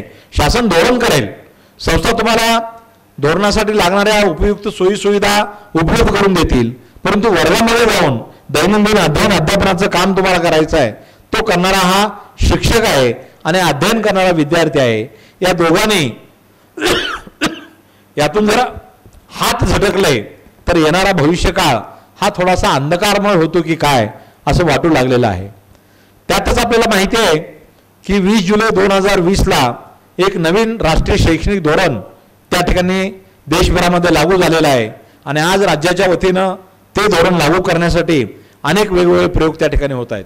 तुम्हाला माहिती असेल 16 ऑक्टोबर 2020ला डॉक्टर रघुनाथ माशेलकर यांच्या अध्यक्षतेखाली एक समिती गठीत केली. त्या समितीच्या माध्यमातून काही काय म्हणू आपण त्याला इनपुट्स जे आहेत ते महाराष्ट्र शासनाला दिले गेले. महाराष्ट्राच्या तत्कालीन कॅबिनेट मिनिस्ट्रीनं ते स्वीकारले आणि ते जशाच तशा लागू करण्याचा निर्णय घेतला. त्यासाठी 5 इम्प्लिमेंटेशनसाठीच्या कमिट्या गठीत केल्या. त्या कमिटीचं कामसुद्धा अंतिम टप्प्यात आलेलं आहे आणि एकूणच आपली जी शैक्षणिक प्रणाली आहे ती शैक्षणिक प्रणाली भविष्यामध्ये कशा पद्धतीने राबवली जावी या दृष्टीचा अभ्यास, या दृष्टीचा विचार, या दृष्टीचं मार्गदर्शन संबंध शिक्षण जगताला, महाराष्ट्र राज्यातल्या शिक्षण संस्थांना, संस्था चालकांना, प्राध्यापकांना, विद्यार्थ्यांना, पालकांना, समाजाला आणि शासनामध्ये काम करणाऱ्या आमच्यासारख्या अधिकारी मंडळींना त्या ठिकाणी देण्याचं काम मोठ्या प्रमाणामध्ये केलं जात आहे. आणि त्या दृष्टीनं ही जी शिक्षण प्रणाली आहे म्हणजे राष्ट्रीय शैक्षणिक धोरण म्हणजे काय हे जर थोडक्यात विचारलं तर ॲक्सेस, इक्विटी आणि इन्क्लुजन या त्रिसूत्रीवरती हे धोरण त्या ठिकाणी राबवलं जाणार आहे, ज्यामध्ये ॲक्सेस वाढला पाहिजे, ज्यामध्ये समानता पाहिजे म्हणजे इक्विटी पाहिजे आणि इन्क्लुजन पाहिजे, सर्वसमावेशकता ही पाहिजे. आज आपण सांगतो देशभरामध्ये 40,000 महाविद्यालय आहेत. या 40,000 महाविद्यालयाचं 15,000 महाविद्यालयामध्ये आपल्याला कन्व्हर्जन करायचं आहे आणि कन्व्हर्जन करून आपला GER जो आहे, ग्रॉस एनरोलमेंट रेशो जो आहे, तो रेशो 2035मध्ये आज देशभराचा जर विचार केला तर 27.3 आहे. तो उचलून आपल्याला 50% घेऊन जायचा आहे. महाराष्ट्र राज्याचा कुंटे साहेब सगळ्यात जास्त आहे, 31.3 आहे. आणि त्या दृष्टीनं महाराष्ट्र राज्य हे थोडंसं प्रगतिशील आहे. शैक्षणिकदृष्ट्या चांगल्या पद्धतीची वाटचाल महाराष्ट्र शासन करतं. त्यातल्या काही उणिवा तुम्हाला आणि आम्हाला जरी माहिती असल्या तरीसुद्धा इतर राज्याच्या मानानं आपण त्या ठिकाणी चांगलं काम करतो. परंतु कर्नाटकानं राष्ट्रीय शैक्षणिक धोरण राबवताना थोडीशी आपल्यापेक्षा जास्तीची आघाडी घेतलेली आपल्याला दिसून येते. परंतु लवकरच महाराष्ट्र शासन त्या ठिकाणी निश्चितपणे या राष्ट्रीय शैक्षणिक धोरण राबवण्याच्या दृष्टीनं अत्यंत जागरूक अशा पद्धतीने पावले उचलून भरारी नक्की त्या ठिकाणी घेणार आहे. आणि हे सगळं करण्यासाठी आपल्याला गरज आहे ते शिक्षकांची, शिक्षकेतर कर्मचाऱ्यांची, चांगल्या संस्थांची, चांगल्या प्रशासन कर्त्यांची. म्हणजे प्रशासनामध्ये सुद्धा पॉझिटिव्ह अँगल किंवा सकारात्मकता असेल तर निश्चितपणे काही चांगले धोरणं राज्यासमोर आपल्याला त्या ठिकाणी राबवता येतात आणि त्या दृष्टीनं प्रशासनसुद्धा अत्यंत गतिमान झालेलं दिसून येतं. खरं तर एखादी क्रिकेटची टीम असते, एखाद्या क्रिकेटच्या टीममध्ये कॅप्टनसह शेवटच्या बॉलरपर्यंत किंवा 11-14व्या खेळाडूपर्यंत चांगले लोक असतील, कारण 11 खेळाडू जरी मैदानात असले तर पॅड लावून बाकीचे बसलेले असतात, कधी त्यांचा नंबर येईल माहीत नसतो, परंतु ते सुद्धा प्रिपेअर्ड असतात. आणि त्यामुळं DES एज्युकेशन सोसायटीमध्ये अत्यंत चांगली टीम कुंटे साहेबांनी त्यांच्या सहकार्याने तयार केलेली आहे. कुंटे साहेब जरी कॅप्टन म्हणून असले तरी अगदी 14व्या खेळाडूपर्यंत चांगली टीम असल्यामुळं निश्चितपणे DES एज्युकेशन सोसायटी त्यांची जी शैक्षणिक मॅच आहे, शैक्षणिक शर्यत जी आहे ती जिंकल्याशिवाय राहणार नाही या मताचा मी तरी आहे. मित्रांनो, अनेक चांगल्या कल्पना या शिक्षण संस्थेने आपल्यासमोर मांडलेल्या आहेत. 60 एकरचा मोठा परिसर आहे. अनेक चांगल्या सुविधा या ठिकाणी दिल्या जातात.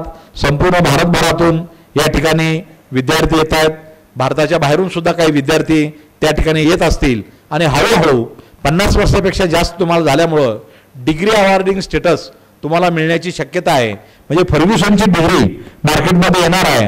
आज आपल्याला सावित्रीबाई फुले पुणे विद्यापीठाची डिग्री त्या ठिकाणी द्यावी लागते. आपलं महाविद्यालय स्वायत्त जरी झालं असलं तरी जॉईंटमध्ये आपल्याला विद्यापीठाची डिग्री त्या ठिकाणी द्यावी लागते. आणि आमच्या प्राध्यापक बांधवावरती थोडासा कामाचा बोजा वाढला की काय असं मला वाटतं. कारण अनेकदा ऑटोनॉमी घेण्यासाठी आमचे प्राध्यापक मंडळी रिलक्टंट असतात. का तर त्यांना काम करावं लागतं. एरवी काय करावं लागत होतं, सगळी बोटं विद्यापीठाकडे दाखवायची. विद्यापीठाने परीक्षा वेळेवर घेतलं नाही, विद्यापीठानं अभ्यासक्रम वेळेवर तयार केलेला नाही, विद्यापीठानं अमुक केलं नाही, तमुक केलं नाही, विद्यापीठाच्या परीक्षा FC रोडवरती पडल्या, कुठेतरी घाळ झाल्या, अमुक झाल्या, त्यात दोषी कोण, अमुक कोण, तमुक कोण, तो पुढचा भाग झाला. परंतु अशा पद्धतीनं विद्यापीठाला दोषणं दाखवून किंवा विद्यापीठाकडे बोट दाखवून आपण त्यातून आपलं अंग काढून घेतो की काय, असं माझ्या मनामध्ये वाटतं.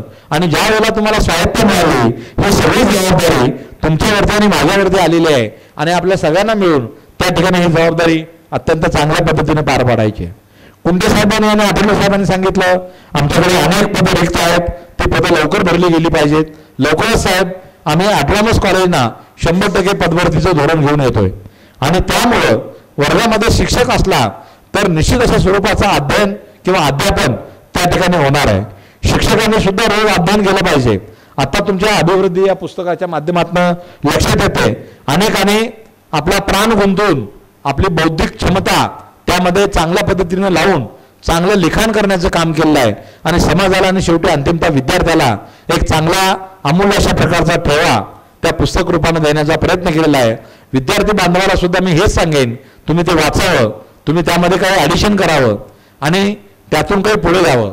आज नेटच्या माध्यमातनं म्हणजे नेटवर्किंगच्या माध्यमातनं अनेक गोष्टी आपल्याला सहज मिळतात. पूर्वी बाजारात म्हणजे आपाबळवून चौकामध्ये जाऊन पुस्तकं विकत घ्यावी लागायची, परंतु हजारो कादंबऱ्या ॲपच्या माध्यमातून आपल्या आता मोबाईलवरती आलेल्या आहेत. तुम्ही घरच्या घरी वाचू शकता, प्रवासात वाचू शकता, रस्त्यात वाचू शकता, आणखी कुठे वाचू शकता. सगळ्याच गोष्टीचा मी उल्लेख करणार नाही. परंतु हे जे काही फॅड आहे हे सुद्धा कुठेतरी तारतम्य बाळगून वापरलं पाहिजे असं माझं वैयक्तिक मत आहे. कारण आज घरी जातो आपण, आपल्या मुलांकडे पाहतो, आईवडील समोरून गेले तरी मुलाला दिसत नाही, तो मोबाईलमध्ये डोकावलेला असतो. त्याला जेवणाचं ताट दिलं तर हात त्या ताटात आहे का टेबलाच्या बाजूला टिपावर आहे त्याला कळत नाही, एवढा तो मोबाईलमध्ये असतो किंवा बाकीचे ज्या काही न्यूज चॅनल जे आहेत TV वरच्या ते बघण्यामध्ये तो गर्क असतो. आणि म्हणून एवढं जग सगळं बदललेलं आहे आणि या बदलत्या जगामध्ये आपल्या विद्यार्थ्याला योग्य दिशा देण्याचं काम करण्याची जबाबदारी खऱ्या अर्थानं महाराष्ट्र शासन म्हणून आमची आणि महाराष्ट्र शासनाची शिक्षण संस्था म्हणून तुमची आणि आपल्या सगळ्यांची त्या ठिकाणी ठरते. म्हणून या शैक्षणिक धोरणाकडे आपण गांभीर्यानं बघणं गरजेचं आहे. मित्रांनो, भारत हा सांस्कृतिकदृष्ट्या अत्यंत चांगला देश आहे. म्हणजे या देशाची संस्कृती जी आहे संपूर्ण जगानं ते आत्मसात करण्याचा प्रयत्न केलेला आहे. परंतु दुर्दैवानं पाश्चात्य संस्कृतीचं अनुकरण करण्याचा प्रयत्न भारत देश सातत्यानं करतोय. फार पूर्वी पुण्यामध्ये आले तर माणसाचा कलर गोरा व्हायचा, आज पुण्यामध्ये 8 दिवस राहिला तर तो गावाकडे जाताना काळा होऊन जातो. बरोबर आहे. माझ्या वयाचे जे असतील आणि त्यावेळेला गणपती बघायला आले असतील, कारण मी पण अगदी सुरुवातीपासून इयत्ता 10वी पासून पुण्याचा गणपती बघायला यायचो. 8 दिवस राहिलं आमच्या आईवडिलांना आश्चर्य वाटायचं. माझे आईवडील दोघे अशिक्षित होते, पोरगा आपला पुण्याला गेला आणि गोरा कसा काय झाला. बरोबर आहे. कारण मी शेतात काबाड कष्ट करणारे माझे आईवडील होते, मी सुद्धा शेतात काबाड कष्ट करायचो. त्यामुळे इथं येऊन 8-10 दिवस सोमवारपेठेमध्ये माझा एक मित्र होता, त्यांच्याकडे मी राहायचो आणि तिथं राहिल्यानंतर दररोज अगदी दगडूशेठ हलवाई गणपतीला 4-4 येळजाऱ्या मारून आप्पा बळवंत चौकातून इकडून तिकडून बाकी सांगणार नाही तुम्हाला, थोडक्यात सांगतो. सगळं करून जायचो आम्ही आणि 10 दिवसानंतर गोरे होऊन गावाकडे जायचो. आनंद वाटायचा पालकांना, बहिणींना, भावंडांना, सगळ्यांना आनंद वाटायचा. अरे आपला मुलगा कुठेतरी गेला होता, म्हणजे हा काळा ठिक्क दिसताना मुलगा एकदम गोरा कसा काय झाला. बरोबर आहे. आता आज आम्ही मोठ्या पदावर काम करतो, AC मध्ये बसतो, गाडीमध्ये AC आहे, घरामध्ये AC आहे, सगळीकडे AC आहे, पण ज्या वेळेला गावाकडे जातो त्यावर आमच्या तोंडावरती थोडंसं काळपट पट्टे आलेले आहेत. बरोबर आहे. लोकांना आश्चर्य वाटतं, हा तर पुण्यात राहतो, काळा कसं काय पडला. बरोबर आहे का नाही. म्हणजे लोक फार हे असतात, अभ्यास करतात सगळ्या गोष्टीचा, आपल्या फिजिकल अपीअरन्सचा सुद्धा अभ्यास करतात. आपल्याला माहिती नसतं आपल्याला कोण फॉलो करतंय, आपला अभ्यास कोण करतंय, परंतु वर्गात बसणारे 120 विद्यार्थी आहेत ते प्रत्येक शिक्षकाला फॉलो करतात. शिक्षकाने कृपया ध्यानात घ्यावं, आपण चालतो कसं, बोलतो कसं, राहतो कसं, बाहेर कुठे जातो, कोणत्या रोडवर जातो. बरोबर आहे. MG रोडला किती वेळ जातो, FC रोडला किती वेळ जातो, हे सगळं मोजमाप त्यांच्याकडे आहे. आणि म्हणून शैक्षणिकदृष्ट्या गुणवत्तापूर्ण शिक्षण देण्यासाठी आपल्याला सज्ज व्हायचं आहे. आता प्रश्न असा पडतो की ही गुणवत्ता मोजली कशी जाते. जसं दूध लिटरमध्ये मोजलं जातं, साखर किलोमध्ये मोजली जाते, मग शैक्षणिक गुणवत्ता मोजायची कशी. शैक्षणिक गुणवत्ता मोजण्यासाठी एक साधन आहे प्लेसमेंट. कदम साहेब, म्हणजे तुमच्या महाविद्यालयातून किंवा शिक्षण संस्थेतून बाहेर पडलेल्या मुलाला प्लेसमेंट कसं मिळतं, जॉब मार्केट काय आहे, त्याच्यावरती एक तुमची गुणवत्ता आहे. दुसरी गुणवत्ता आहे नॅक मानांकन आणि मूल्यांकनाच्या बाबतीमध्ये. कारण आपलं ट्रॅडिशनल कॉलेज असल्यामुळं आपल्याला नॅक लागू आहे. हे जर टेक्निकल असलं असतं तर त्याला NBA सुद्धा लागू आहे, बरोबर आहे, नॅशनल बोर्ड ऑफ ॲक्रिडिटेशन. नॅकचा A ग्रेड मिळाला की चांगली संस्था म्हटली जाते. नॅकचं A++ मिळालं अत्यंत चांगली संस्था समजली जाते. आणि सगळ्यांचंच कुतूहल होतं, सगळ्यांचंच आश्चर्य केलं जातं त्या ठिकाणी, सगळ्यांचं अभिनंदन केलं जातं. परंतु विद्यार्थ्यांनी यातून नेमकं काय घेतलं? आज नॅकमध्ये सुद्धा DVV नावाचा प्रकार आलेला आहे, डेटा व्हॅलिडेशन जे आहे तो एक प्रकार आहे. आणि ॲक्च्युअल तुमची नॅक तपासणी जी आहे ती 30% आहे. आता परत नव्यानं ड्राफ्ट चेंज झालेला आहे, परत त्यामध्ये काही नवीन बदल होऊ घातलेले आहेत. ते बदलसुद्धा तुम्हाला आत्मसात करून घेऊन त्या दृष्टीनं भविष्यामध्ये वाटचाल आपल्याला करावी लागणार आहे. म्हणजे सांगण्याचा उद्देश आहे शैक्षणिक प्रक्रियेमध्ये बदल हे सातत्यानं होत असतात. म्हणून शिक्षणाची व्याख्या एक मी तुम्हाला सांगतो, शिक्षण ही अखंड चालणारी प्रक्रिया आहे. शिक्षण ही अखंड चालणारी प्रक्रिया आहे. माणसाच्या जन्मापासून ते मृत्यूपर्यंत रोज आपण नवीन काही ना काही शिकत असतो. शिक्षण ही विशिष्ट उद्दिष्टानुपूर्ती केलेले वर्तन परिवर्तन म्हणजे शिक्षण आहे. म्हणजे एक टार्गेट सेट करायचं आणि ते टार्गेट अचीव करण्यासाठी आपल्या वर्तनामध्ये बदल करायचे, आपण काही गोष्टी नवीन आत्मसात करायच्या आणि ते टार्गेट अचीव करायचं, त्याला शिक्षण म्हटलं जातं. किंवा तिसरी व्याख्या जर सांगायची असेल, सर्वगुण संपन्न व्यक्तिमत्व म्हणजे सर्वांगीण विकास, मानवाचा सर्वांगीण विकास म्हणजे शिक्षण, अशी शिक्षणाची व्याख्या केलेली आहे. मग खऱ्या अर्थानं त्या व्याख्येची मिळते जुळतं काम आपण आपल्या महाविद्यालयामध्ये करतो का, दैनंदिन अध्यापनामध्ये करतो का? खरं तर तुम्ही पुण्यामध्ये असता, पुण्यातले प्रश्न थोडेसे वेगळे आहेत, परंतु मी नेहमी सांगत असतो आमची शिक्षक मंडळी, आपली जी मुलं आहेत कॉन्व्हेंटमध्ये जाण्यासाठी अगोदर त्यांना सोडून येतात आणि आमच्या वर्गामध्ये 5-10 मिनिट लेट येतात. कुंटे साहेब तुमच्याकडे कसं आहे मला माहीत नाही, परंतु इतर ठिकाणी असं असतं ग्रामीण भागात. कारण खेड्यापाड्यात APJ Abdul Kalam college of English medium college of international, आपलं स्कूल ऑफ इंटरनॅशनल असे कॉलेज आहेत. अगदी 700 लोक वस्तीचं गाव आहे, तिथं इंटरनॅशनल कॉलेज आहे. सगळीकडे इंग्रजी माध्यमाच्या शाळा झाल्या कलम साहेब, आणि सगळी मुलं इंग्रजी शिकतायत, चांगली बोलतायत, टाय बूट सूट कोट घालतायत. छोटा मुलगा बरोबर आहे ज्याला नीट नाक पुसता येत नव्हतं, तो जर टाय बूट कोट सूट घालून शाळेला चालला आणि मम्मी मम्मी काय ते कविता आहे ना ते आता विसरलो मी, तर ती कविता म्हणतो तो, आईवडिलाला एकदम खुश होऊन जातात, माझा पोरगा सगळा इंग्रजी शिकला. पण 10वी 11वी 12वी पर्यंत तो कमी जास्त इंग्रजी शिकतो, परंतु नंतर काय त्याला कुठली वाट सापडत नाही, बरोबर आहे. कारण आपण भारतीय संस्कृतीमध्ये वाढलेले आहोत. संत तुकाराम वाचला पाहिजे, ज्ञानेश्वर वाचलं पाहिजे. आपली जी संस्कृती आहे, आपला जो भक्तीचा ठेवा आहे, आपली जी वारकरी आपले संप्रदाय आहे, त्याबद्दलचं वाचन मनन चिंतन आपण जर निश्चितपणे केलं तर इंग्रजी लिटरेचरपेक्षा जास्त लिटरेचर तुम्हाला मराठीमध्ये त्या ठिकाणी मिळतं. आणि म्हणून मराठीमध्ये सुद्धा दुर्लक्ष करता कामा नये. यासाठी केंद्र सरकारनं आपले पॉलिटेक्निक आणि अभियांत्रिकी महाविद्यालयाचं शिक्षण जे आहे ते मराठीतून देण्याचा प्रयत्न केलेला आहे. मराठीला अभिजात दर्जा मिळावा म्हणून सातत्यानं आपण प्रयत्न करतो. परवा आमचे 14 खासदार मंडळी लोकसभेच्या अध्यक्षाला उपाध्यक्षांना राष्ट्रपतींना भेटले आणि त्यांना सांगितलं की अशा पद्धतीनं आमच्या मराठीला अभिजात दर्जा मिळाला पाहिजे वगैरे वगैरे. आता बाकीच्या गोष्टीमध्ये मी खोला जात नाही, तिकडचा आहे माझा अभ्यास बऱ्यापैकी चांगला आहे, पण त्या अभ्यासाकडे तुम्हाला घेऊन जात नाही. पण उच्च शिक्षणामध्ये राष्ट्रीय शैक्षणिक धोरण राबवताना आपल्याला काही जबाबदाऱ्या आपल्यावरती घालून दिलेल्या आहेत. जसं आता पूर्वीचा आकृतिबंध होता आपला 10+2+3, तुम्ही आम्ही त्याच आकृतिबंधामध्ये वाढलो. +2+3 म्हणजे 12वी अधिक 3 वर्षाचे डिग्री कोर्स, बरोबर आहे. आता काय झाला तो 5+3+3+4 असा आकृतिबंध आला, बरोबर आहे. 1965-66 साली कोठारी कमिशन होतं. कोठारी कमिशनने सांगितलं एकूण GDPच्या 6% खर्च हा उच्च शिक्षणावर झाला पाहिजे.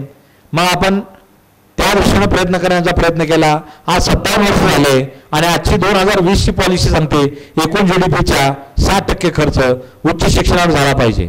आणि लोक म्हणतात नवीन राष्ट्रीय शैक्षणिक धोरण. ह्याच्यात नवीन काय मला कळत नाही. नवीन काय आहे, थोडेसे स्ट्रक्चरल चेंजेस आहेत. काय चेंजेस आहेत, 10+2+3चं स्ट्रक्चर काय केलं, 5+3+4 केलं. डिग्री लेवलला मल्टिपल एक्झिट आणि मल्टिपल एंट्री ठेवली. त्यामध्ये विद्यार्थ्याला पहिल्या वर्षी शिकला सर्टिफिकेट, दुसऱ्या वर्षी शिकला डिप्लोमा, किंवा तिसऱ्या वर्षी शिकला डिग्री, किंवा MA MSc बाय रिसर्च किंवा ऑनर्स वगैरे असं काय 4था वर्ष असेल अशा पद्धतीचं धोरण सध्या राबवण्याचा प्रयत्न त्या ठिकाणी आपण करतोय. ABC नावाची एक संकल्पना आपण आणली. अकॅडमिक बँक क्रेडिट त्यामधनं आपण मिळवण्याचा प्रयत्न करतोय. कुठल्याही विद्यार्थ्याला जालन्यातल्या एखाद्या मुलाला फर्ग्युसनमध्ये यायचं असेल तर येऊ शकतं. आज परदेश साहेब ते अलाउड करत नाहीत. नाही म्हणे तू ऑटोनॉमस नाही, तू अमुक नाही तमुक नाही, तू मराठवाड्यातला तुझं शिक्षण थोडं हे आहे. पण फर्ग्युसनमधला अभ्यास करा. सगळे मराठवाड्यातले, पश्चिम महाराष्ट्रातले, विदर्भातले, इतर ठिकाणचेच मुलं आहेत. फर्ग्युसन म्हणजे पुण्यासाठी नाही. बरोबर आहे साहेब? तुमच्यातले काय 70-30% असतील, आय डोंट नो. परंतु माझ्याकडे जेवढे ॲडमिशन येतात सगळे खेड्यापाड्यातले येतात. सगळ्यांना फर्ग्युसनमध्ये शिकायचं आहे. का शिकायचं फर्ग्युसनमध्ये? कारण अत्यंत चांगलं शैक्षणिक वातावरण, निकोप अशा प्रकारचं शैक्षणिक वातावरण, निकोप अशा प्रकारची शैक्षणिक स्वायत्ता, प्राध्यापकांना दिलं जाणारं जे काही मासिक वेतन असेल ते वेळेवर दिलं जातं. चांगल्या गोष्टी त्या ठिकाणी केल्या जातात. चांगल्या लॅबोरेटरीच्या सोयीसुविधा त्या ठिकाणी दिल्या जातात. चांगल्या ॲक्टिव्हिटी राबवल्या जातात. आणि जगाशी आणि संपूर्ण देशाशी कनेक्ट तुम्ही केलेला आहे, म्हणजे जोडलेला आहे. जसं आत्ता कुणीतरी सांगितलं की आम्ही पुण्यापासून ते तिरुपतीपर्यंत, म्हणजे तिरुपतीच्या पायथ्याला जाऊन पोहोचलेलो आहोत तुम्ही. बरोबर आहे? DESच्या माध्यमातून. आता लवकरच दर्शनाला डोंगर चढावं लागेल तुम्हाला, त्यामुळे तिरुपती दर्शन होऊन जाईल. काळजी करण्याचं काही कारण नाही. पण डोंगर चढणे काय अवघड नाही. अनेक लोक आपलं हे करतात, काय म्हणतात त्याला, प्रार्थना करतात की आम्ही डोंगर चढून वरी जाऊ वगैरे वगैरे. मग सांगतात एवढ्या पायऱ्या तेवढ्या पायऱ्या. तुम्ही चढाल, काही प्रॉब्लेम नाही. म्हणजे तुमचं सेंटर तर ग्लोबली कुठेतरी बाहेर पाहिजे. तिरुपतीला तर पाहिजेच पाहिजे. बरोबर आहे? तिरुपती एक आपलं देवस्थान आहे. दगडूशेठ हलवाई आपलं देवस्थान आहे. आपण एका विशिष्ट संस्कृतीमध्ये वाढलेलो घडलेलो घटक असल्यामुळं आपण आपली संस्कृती विसरून चालता आपल्याला येणार नाही. म्हणून शिक्षणाचा समाजाशी ऋणानुबंध जोडणं, समाजाशी बांधिलकी जोडणं हे खरं शिक्षणाचं काम आहे. सामाजिक बांधिलकी या अर्थानं महाराष्ट्र सार्वजनिक विद्यापीठ 2016 आपण जर पाहिला तर त्याच्यामध्ये एक ऑब्जेक्टिव्ह साहेब, dissemination of knowledge, creation of knowledge आणि प्रिझर्वेशन ऑफ नॉलेज. ज्ञानाचा प्रसार करा, ज्ञानाचा प्रचार करा, ज्ञानाचं क्रिएशन करा म्हणजे निर्मिती करा, आणि ज्ञानाचं संवर्धन करा. हे कधी होईल? समाजाशी जोपर्यंत तुमची सामाजिक नाळ जोडली जाणार नाही तोपर्यंत तुम्हाला ते काम करता येणार नाही. माझं म्हणणं असं आहे, फर्ग्युसनला 1, 2, 3, 4 गावं अडॉप्ट करावीत, जे 1, 2, 3, 4, 5 कॉलेज अडॉप्ट करावीत, आणि फर्ग्युसनमध्ये जे जे चांगलं चालतंय ते इतर कॉलेजमध्ये कसं पर्क्युलेट होईल त्यासाठी प्रयत्न करावेत. आणि त्या दृष्टीने तुमची नाळ जी आहे ती सोसायटीशी जोडली जाणार आहे. आणि त्या दृष्टीने जर तुम्ही प्रयत्न केले तर निश्चितपणे तुम्हाला एक वेगळ्या प्रकारचं बहुमान म्हणा, वेगळ्या प्रकारचा आत्मविश्वास म्हणा, वेगळ्या प्रकारचा अभिमान म्हणा त्या ठिकाणी तुम्हाला पाहायला, दिसायला, ऐकायला त्या ठिकाणी मिळणार आहे. म्हणून तुमच्याकडे जो अमूल्य ठेवा आहे, बरोबर आहे, सोनं जर घरी जर ठेवलं तोळाभर घेऊन, ज्यावेळेस आम्ही घेतलं त्यावेळेला 8,000 12,000 असं होतं. आता 54 काहीतरी समथिंग आहे. घ्यायला गेले नाही म्हणून भाव नक्की माहीत नाही, पण वाढली किंमत त्याची. बरोबर आहे? ज्ञान दिल्याने वाढते, ज्ञान जतन केल्याने वाढते, ज्ञानाचं संवर्धन केल्यानं ते वाढतं. आणि म्हणून हेच काम महाराष्ट्र सार्वजनिक विद्यापीठ अधिनियम 2016 या माध्यमातून आपल्याला करायचं आहे. मी ABC बद्दल तुम्हाला बोलत होतो. अकॅडमिक बँक ऑफ क्रेडिटच्या माध्यमातून विद्यार्थ्याला काही क्रेडिट अर्न करता येतात, काही वेगळे विषय चोखाळता येतात, अभ्यासाला घेता येतात, आणि चांगल्या पद्धतीचं क्रेडिट घेऊन त्याला त्याची स्वतःची डिग्री तयार करता येते किंवा डिग्रीतून पुढे जाता येतं, स्वतःच्या पायावर उभं राहता येतं. अनेक चांगले विद्यापीठ आहेत. For example Savitribai Phule university Pune हे विद्यापीठ कदाचित उद्या रिसर्च युनिव्हर्सिटी म्हणून पुढे जाऊ शकते, आणि या विद्यापीठाचं डिॲप्लिकेशन होऊ शकतं. पुणे विद्यापीठाशी कनेक्ट असलेले 865 कॉलेज जे आहेत ते जर डिॲप्लिकेट झाले तर सगळे महाविद्यालय स्वतंत्र होतील. चांगले चालवली जाणारी महाविद्यालय स्पर्धेमध्ये टिकतील, कारण स्पर्धा फार आहे. कारण 40,000 कॉलेजचे 15,000 कॉलेज करायचे, आणि त्याबरोबर GR सुद्धा वाढवायचा. तुमच्याकडे मल्टीडिसिप्लिनरी अप्रोच आला पाहिजे. ऑलरेडी आहे. तुम्ही जर सेल्फ फायनान्स युनिव्हर्सिटी केलं, जसं लवळेला बघितलं फ्लेम आणि सिम्बायोसिस कॅम्पस, कदाचित सगळ्यांनी पाहिला असेल, नसला तरी पाहून घ्यावा. अत्यंत चांगल्या पद्धतीची अभ्यासक्रमाची पद्धत तिथं राबवली जाते. चांगल्या पद्धतीचे कोर्सेस डिझाईन केलेले आहेत, आणि ॲडव्हान्स कोर्सेस तिथं डिझाईन करून त्या ठिकाणी दिलेले आहेत. मी आत्ता सांगितलं जसं माझा विषय फिजिक्स आहे. फिजिक्सला जर आम्ही मटेरियल सायन्स फर्ग्युसनमध्ये नाव ठेवलं तर ते निश्चितपणे त्याला विद्यार्थी जास्त डिमांड देणार आहेत. कारण Gulbarga university material science MSc आहे, तिथं 40 ते 50,000 डोनेशन आहे, आणि औरंगाबाद विद्यापीठामध्ये MSc फिजिक्स आहे, तिथं 1,800 रुपये फीस आहे. बरोबर आहे? हा फरक आहे. म्हणजे मार्केटमध्ये आपला माल विकण्याची सुद्धा एक कला आहे. बरोबर आहे? त्या दृष्टीने तुम्ही सजग पाहिजे. आणि निश्चितपणे हे काम करण्याच्या दृष्टीनं शिक्षक म्हणून, संस्था चालक म्हणून, संस्थेचे मुख्य घटक म्हणून, या प्रवाहामध्ये प्रशासनामध्ये काम करणारे घटक म्हणून आपल्यावरती फार मोठी जबाबदारी त्या ठिकाणी निश्चितपणे आलेली आहे. नॅशनल रिसर्च फाउंडेशन तयार होणार आहे. आपल्या महाविद्यालयाच्या माध्यमातून मला आठवत नाही आता कोणीतरी एक मॅडम होत्या फिजिक्सच्या, त्यांना काही इक्विपमेंट्स घेण्याच्या बाबतीमध्ये UGCकडनं प्रोजेक्ट मिळाला होता आणि त्या अडचणी येत होत्या. त्यावेळेला त्या माझ्याकडे आल्या होत्या, मला नाव विसरलो मी, सॉरी. तर त्यांना मदत केली होती आणि त्यांनी ते इक्विपमेंट फिजिक्सला घेतलं की अत्यंत चांगल्या पद्धतीचे इक्विपमेंट्स तुमच्याकडे असले पाहिजेत. कॉमन फॅसिलिटी सेंटर नावाची संकल्पना तुमच्याकडे असली पाहिजे. सगळ्याच्या डिपार्टमेंटला एक एक इन्स्ट्रुमेंट ठेवण्यापेक्षा सगळ्याचे इन्स्ट्रुमेंट एका याच्यामध्ये रूममध्ये ठेवले किंवा एखाद्या हॉलमध्ये जर ठेवले तर प्रत्येकांना त्याचा कॉमन फायदा घेता येऊ शकतो. म्हणजे सायन्स फॅकल्टीमध्ये जे जे काम करणारे जे घटक आहेत त्यांचा इंटरकनेक्ट असणं अत्यंत महत्त्वाचं आहे. आज बॉटनीचा माणूस झोलॉजीकडे जात नाही, झोलॉजीचा माणूस तुमच्या केमिस्ट्रीकडे जात नाही, केमिस्ट्रीचा माणूस फिजिक्सकडे येत नाही किंवा इतर कॉम्प्युटर विषयाकडे जात नाही. असं जे झालेलं आहे ते बंधनं कुठेतरी तोडली पाहिजेत आणि ती बंधनं तोडून आपण एकमेकाशी अगोदर स्वतःला कनेक्ट करून घेणं गरजेचं आहे. खरं तर शिक्षक हा बहुआयामी असला पाहिजे. बहुआयामी म्हणजे वेगवेगळ्या प्रकारचं वाचन त्याच्याकडे झालं पाहिजे, वेगवेगळ्या प्रकारचं चिंतन त्यांच्याकडे घडलं पाहिजे, मंथन झालं पाहिजे, सगळ्या गोष्टी घडल्या पाहिजेत. जसं IMDRच्या माध्यमातून आपण जी अभिवृद्धी नावाची जी काही पब्लिकेशन केलेलं आहे ते अत्यंत चांगलं आहे, एक सोपी कल्पना आहे असं मी तरी म्हणेन.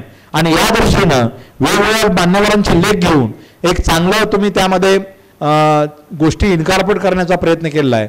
तुमच्या लायब्ररीमध्ये ते ठेवलेलं आहे. सगळ्यांना ते पुस्तक तुम्ही देणार आहेत आणि जर वाचलं, आता कदम साहेबांनी सांगितलं बहिणीला भावाला राखी ओवाळताना ते पुस्तक द्यावं, परंतु राखीचा कार्यक्रम अर्धा संपला आहे. तुमचं पुस्तक आत्ता प्रकाशन झालं आहे, बरोबर आहे. इथून पुढच्या दुपारचं सेकंड सेशन जे आहे, सेकंड हाफमध्ये जे रक्षाबंधन होईल तिथं हा कार्यक्रम राबवता येईल चांगल्या पद्धतीनं. किंवा महाविद्यालयामध्ये सामूहिक रक्षाबंधन घ्या, बरोबर आहे. अनेक बहीण भावंड इथं या कॅम्पसमध्ये फिरतात, बरोबर आहे. ते कार्यक्रम घेतील सुरुवातीला आणि त्यांचा मेसेज राज्यभर जाईल. दूरध्वनी इलेक्ट्रॉनिक मीडियाला बोलवा, तो कार्यक्रम दाखवा. आणि आझादी का अमृत महोत्सव म्हणजे हेच आहे. दुसरं आपल्याला काय करायचं आहे, काहीतरी कल्पकता मांडून ती राबवणे म्हणजेच आझादीचा अमृत महोत्सव साजरा करणे. आठवले साहेबांनी सांगितलं की जवळजवळ 150 कार्यक्रम घेतले या मागच्या ह्याच्यामध्ये. अत्यंत चांगली गोष्ट आहे, कारण स्वातंत्र्याचा प्रत्येकाला अभिमान आहे, देशाचा अभिमान आहे. हे देश घडवण्यासाठी अनेक लोकांनी बलिदान दिलं आणि त्यांच्या बलिदानातून या मातीला, महाराष्ट्राच्या आणि देशाच्या मातीला सुगंध प्राप्त झाला. आणि या सुगंधातून आज आपण आपल्या देशाच्या सीमेवरती जे जवान त्या ठिकाणी लढत आहेत, थंडीमध्ये, उन्हामध्ये, पावसामध्ये, काश्मीरच्या बॉर्डरवरती लढत आहेत, त्यामुळे आपण सुखासमाधानानं हे करतोय. ते आमच्या शिक्षकासारखे नाही आहेत, CL द्या किंवा न सांगतात CL द्यायची, प्राचार्याला परदेश साहेबाला न विचारता निघून जायचं, बरोबर आहे. असं कोणी करत नाही. असं जर जवान करायला लागले तर काय होईल देशाची परिस्थिती, आपण सुखी राहणार नाही, आपण समृद्ध तर कधीच होणार नाही. आणि म्हणून शिक्षकाची सुद्धा तितकीच जबाबदारी आहे. देशामधले 2 घटक जसे वागतात तसं शिक्षकाने वागलं पाहिजे. पहिला आहे जवान आणि दुसरा आहे किसान, बरोबर आहे. आणि तिसरा आहे शिक्षक. शिक्षकाने जर चांगल्या पद्धतीनं आपल्यामध्ये काही गुण संपादित करून घेतले, काही गुण आत्मसात केले तर निश्चितपणे येणारी भावी पिढी जी आहे ती घडवण्याकरता तुम्हाला एक चांगलं काम करता येणार आहे. आणि DES सोसायटीनं तुम्हाला ते वातावरण, तुम्हाला ते ग्राउंड या ठिकाणी निर्माण करून दिलेलं आहे. तुमची खेळपट्टी खराब नाही आहे. शासनामध्ये आम्ही ज्या खेळपट्टीवर खेळतो ती थोडीफार उकडलेली आहे, खराब आहे, पण आम्हाला टिकून राहावं लागतं. रन नाही काढलं तरी चालतं कदम साहेब, पण टिकून राहतो, आम्ही टिकून राहण्याचा प्रयत्न करतो. पण DS मध्ये तशी परिस्थिती नाही. कुंटे साहेबांनी प्रत्येकाला फॅसिलिटी तयार करून दिलेली आहे. त्या फॅसिलिटीचा फायदा घ्या.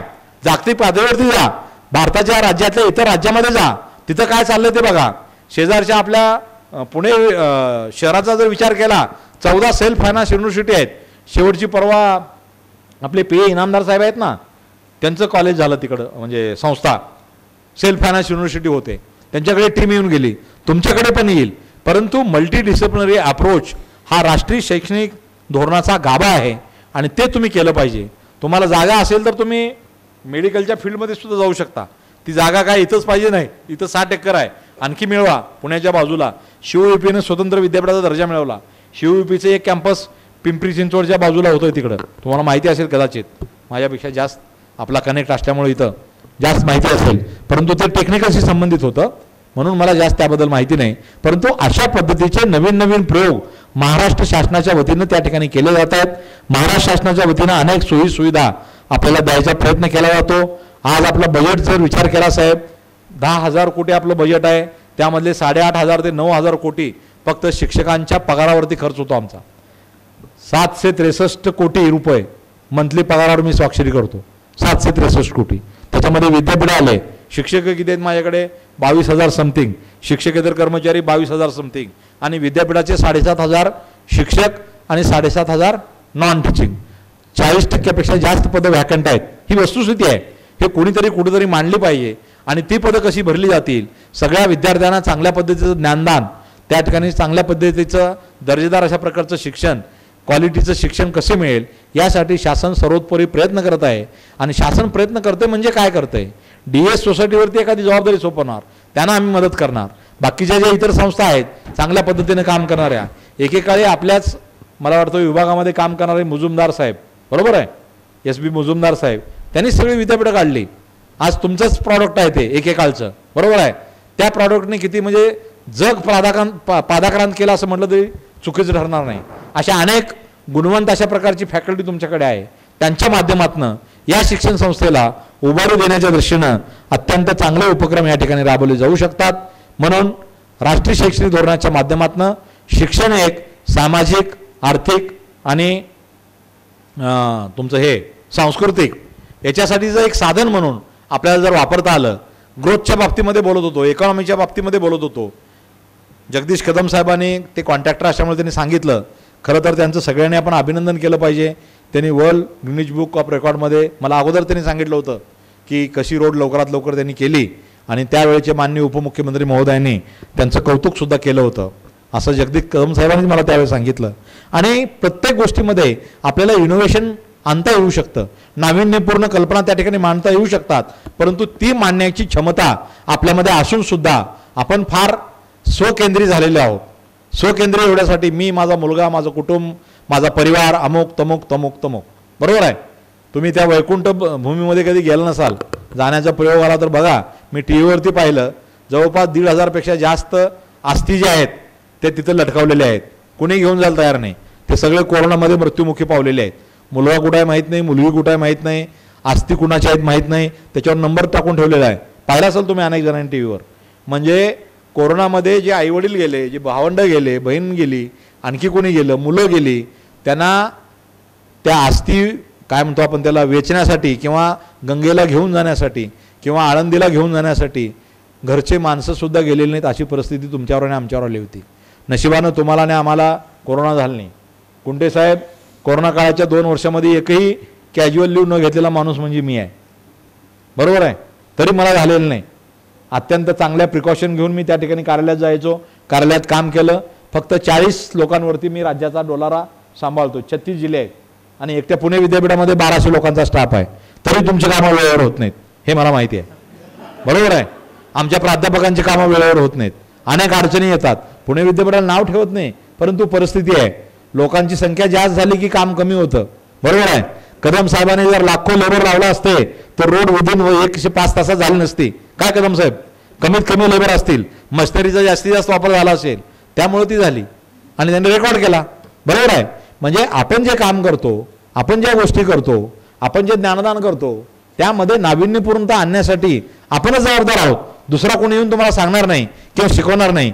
माझ्यासारखा एखादा येईल, सुसंवाद साधतो म्हणून काहीतरी 2 गोष्टी बोलेल, सांगेल, ज्या ऑलरेडी पुस्तकामध्ये आहेत, ऑलरेडी त्या ड्राफ्टमध्ये दिलेल्या आहेत, आणि त्याच गोष्टी मी पुन्हा पुन्हा सांगतोय, पुन्हा पुन्हा उद्धृत करतोय. त्यामुळं तुमच्यासमोर कुंटे साहेब, राष्ट्रीय शैक्षणिक धोरण राबवण्याचं जर धोरण तुम्ही आखलेलं असेल, अवलंबलेलं असेल किंवा शासनाच्या बंधनामुळं तुम्हाला राबवावंच लागणार असेल, तर सुरुवातीला तुमच्याकडे IDP पाहिजे. What do mean by IDP? Institutional development plan. तो तुमच्यासमोर पाहिजे. तुमच्यासमोर ब्ल्यूप्रिंट पाहिजे. कदम साहेबाला माहीत आहे, घर बांधायचं म्हणलं आर्किटेक्चरकडून नकाशा घेतो, बरोबर आहे. कुठला पिलर किती, त्याला स्टील किती, त्याचं डिझाईन कसं, त्याचं अमुक कसं, स्ट्रक्चर कसं, हे कसं, आणि ते 3D हे पण करून देतात, पिक्चर तयार करून देतात. तुमचं घर असं दिसेल, लिव्हिंग रूम असे असेल, बेडरूम तसा असेल, किचन तसा असेल, मग किचन पूर्वेकडेच असावं. मग त्याला आपलं ते काय जोडतो आपण, कोणतं शास्त्र? वास्तुशास्त्र. खरं तर वास्तुशास्त्र जोडण्याबद्दल काही नाही, पण वास्तुशास्त्राचं बेसिक प्रिन्सिपल आहे ऊन, वारा आणि पाऊस. या 3 गोष्टीवर वास्तुशास्त्र आधारित आहे. प्रत्येक गोष्टीच्या मागे सायन्स आहे. प्रत्येक गोष्टीला आपण फास्ट करतो, उपवास करतो. का करतो? उपवास केलं की एक दिवस उपवास केला आठवड्यातला किंवा श्रावणातला सोमवार जरी धरला आपण, तरी आपल्याला एक दिवस आपल्या शरीराला चांगल्या पद्धतीचं चालना त्या ठिकाणी मिळू शकते. शरीराला सुद्धा भूक म्हणजे काय कळू शकतं. परंतु सकाळ झाली 9 वाजले की बरोबर न्याहारी करतो, म्हणजे ब्रेकफास्ट घेतो. दुपार 1:30 वाजले की लंच करतो. 9:30 वाजले की डिनर करतो. इच्छा असो पोटाची, नसो भूक लागलेली असो नसो, बायको तुम्हाला घरी गेलं की आग्रह करते, बाहेर असेल तर हॉटेलमध्ये जातो आपण, खातो. परंतु त्या शरीराची खरंच गरज आहे का? 9:30 वाजता न्याहारीची गरज आहे का? शरीर तुमचं काय नाश्ता उपमा पोहे मागतंय का? का उगीच 9:30 वाजले म्हणून खायचं, 1:30 वाजले म्हणून लंचच करायचं आणि 9:30 वाजले म्हणून डिनरच करायचं? ही पद्धत कुठेतरी थांबवली पाहिजे, या मताचा मी आहे. तुमच्या पोटाला भूक लागली असेल तर काही खा, केळी खा, फळं खा, काही तुम्हाला जे आवडतं ते खा. खाण्याच्याबद्दल मी खोलात जाणार नाही, त्याबद्दलही खोलात भाष्य करता येण्यासारखं आहे, पण सर्वांत काही न बोललेलं बरं. बरोबर आहे. तर त्या दृष्टीनं तुम्हाला जर प्रयत्न करता आला तर करा तुम्ही. परंतु आपल्याला एक सवयी लावून घेतलेल्या आहेत आपण. अमुक सकाळी स्नान केलं किंवा ब्रश केलं, मला चहाचा कप पाहिजेच. आणि खरंच ती सवय एवढी जडलेली आहे आपल्याला, नाही चहाचा कप मिळाला तर डोकं दुखायला सुरुवात होतं. माझं तर दुखतं बाबा. बरोबर आहे. मी आत्ता जसं आल्याला तुम्हाला कडक चहा मागितला, कडक चहा पिलं तर मला बरं वाटतं. काही लोक सिगारेट पित पित थंड चहा पितात, ती त्यांची सवय आहे. बरोबर आहे का नाही? अनेक लोकांच्या अनेक सवयी आहे. आपण जशी आपल्या शरीराला सवय लावून घेतो ती तशी लागलेली असते. आणि शास्त्र असं सांगतं, आपली जी अन्ननलिका आहे जी 32 फूट का काय जितकी आहे तितकी खाऊन खाऊन काही खाऊन त्याला मधून प्लास्टर केल्यासारखं झालंय, ती टणक झाले दोन्ही बाजूनं. बरोबर आहे. म्हणून तिथून जे इन्शुलिन वगैरे काय जे सिक्रेशन व्हायला पाहिजे ते होत नाही, त्यामुळे शुगर होते. प्लास्टरसारखी झाली एवढी कठीण, आपण त्याला काही खाऊन म्हणजे त्याचा उकिरडा करून टाकलाय. उकिरड्यावरती काही फेकलं की जसं दर्प येतो, शहरात उकिरडा बघायला मिळत नाही आपल्याला. काय म्हणतो आपण ते पेटी, कचरा पेटी, घन कचरा आणि कसला कचरा, ओला कचरा. बरोबर आहे. कचऱ्याचे प्रकार, ते कचऱ्याचे प्रकार, त्याचं मार्केटिंग वगैरे वगैरे सांगतो मी तुम्हाला. म्हणजे इकॉनॉमिक ग्रोथ कशी होते. आपले कदम साहेब सांगतो तुम्हाला. पुण्यामध्ये माझ्या मित्राने मला सांगितलं, लिंबू आणि मिरची बांधायचं एक कॉन्ट्रॅक्टर आहे. प्रत्येकाच्या दुकानाला सकाळी लिंबू आणि मिरची बांधून जातो. बरोबर आहे. म्हणजे दुकानदार दुकान उघडण्याच्या अगोदर साधारणतः 5:30-6च्या दरम्यान, त्यावेळेला आपण पण नसतो तिकडं, वॉकिंगला पण उठलेलो नसतो आपण. बरोबर आहे. आणि ते बिझनेस जो आहे तो बिझनेस लिंबू मिरची बांधायचा, त्याचं वार्षिक टर्नओव्हर 5 ते 7 कोटीचं आहे लिंबू मिरचीचं. आता ह्याच्यात कसली मॅनेजमेंट आहे? पुन्हा येतो दुसऱ्या दिवशी ते लिंबू मिरची काढतो आणि तिसऱ्या दुकानात जाऊन अडकवतो. कारण लिंबू आणि मिरची 8 दिवस तर खराब होत नाही. तुम्ही शेतकऱ्याच्या ग्रामीण भागातले असाल तर तुम्हाला माहिती आहे. बरोबर आहे. तर लिंबू खराब होत नाही, म्हणजे तेच वस्तू वापरतो, फक्त दुकान बदलतो. ती दोरी आहे, तिथे एक हँगर आहे, त्या हँगरला जातो, लटकावतो. माणसं आहेत, 100-200 माणसं वर्कर त्यांनी ठेवलेले आहेत आणि त्याचा मोठा व्यवसाय आहे. दिवाळीला दसऱ्याला घर स्वच्छ करायची काही एजन्सीज आहेत, आपल्याला सगळ्यांना माहिती असेल. आपल्याला घरातले डबेसुद्धा काढून झाडणं पुसणं होत नाही, त्याची एजन्सी आहे. ते कॉन्ट्रॅक्ट देतो 15,000ला 20,000ला. त्यांनी यावं, आपल्या डब्यात उघडून बघावं काय आहे ते आणि झाडून जावं. बरोबर आहे. म्हणजे हा पण व्यवसाय आहे, आपण इमॅजिन करू शकत नाही.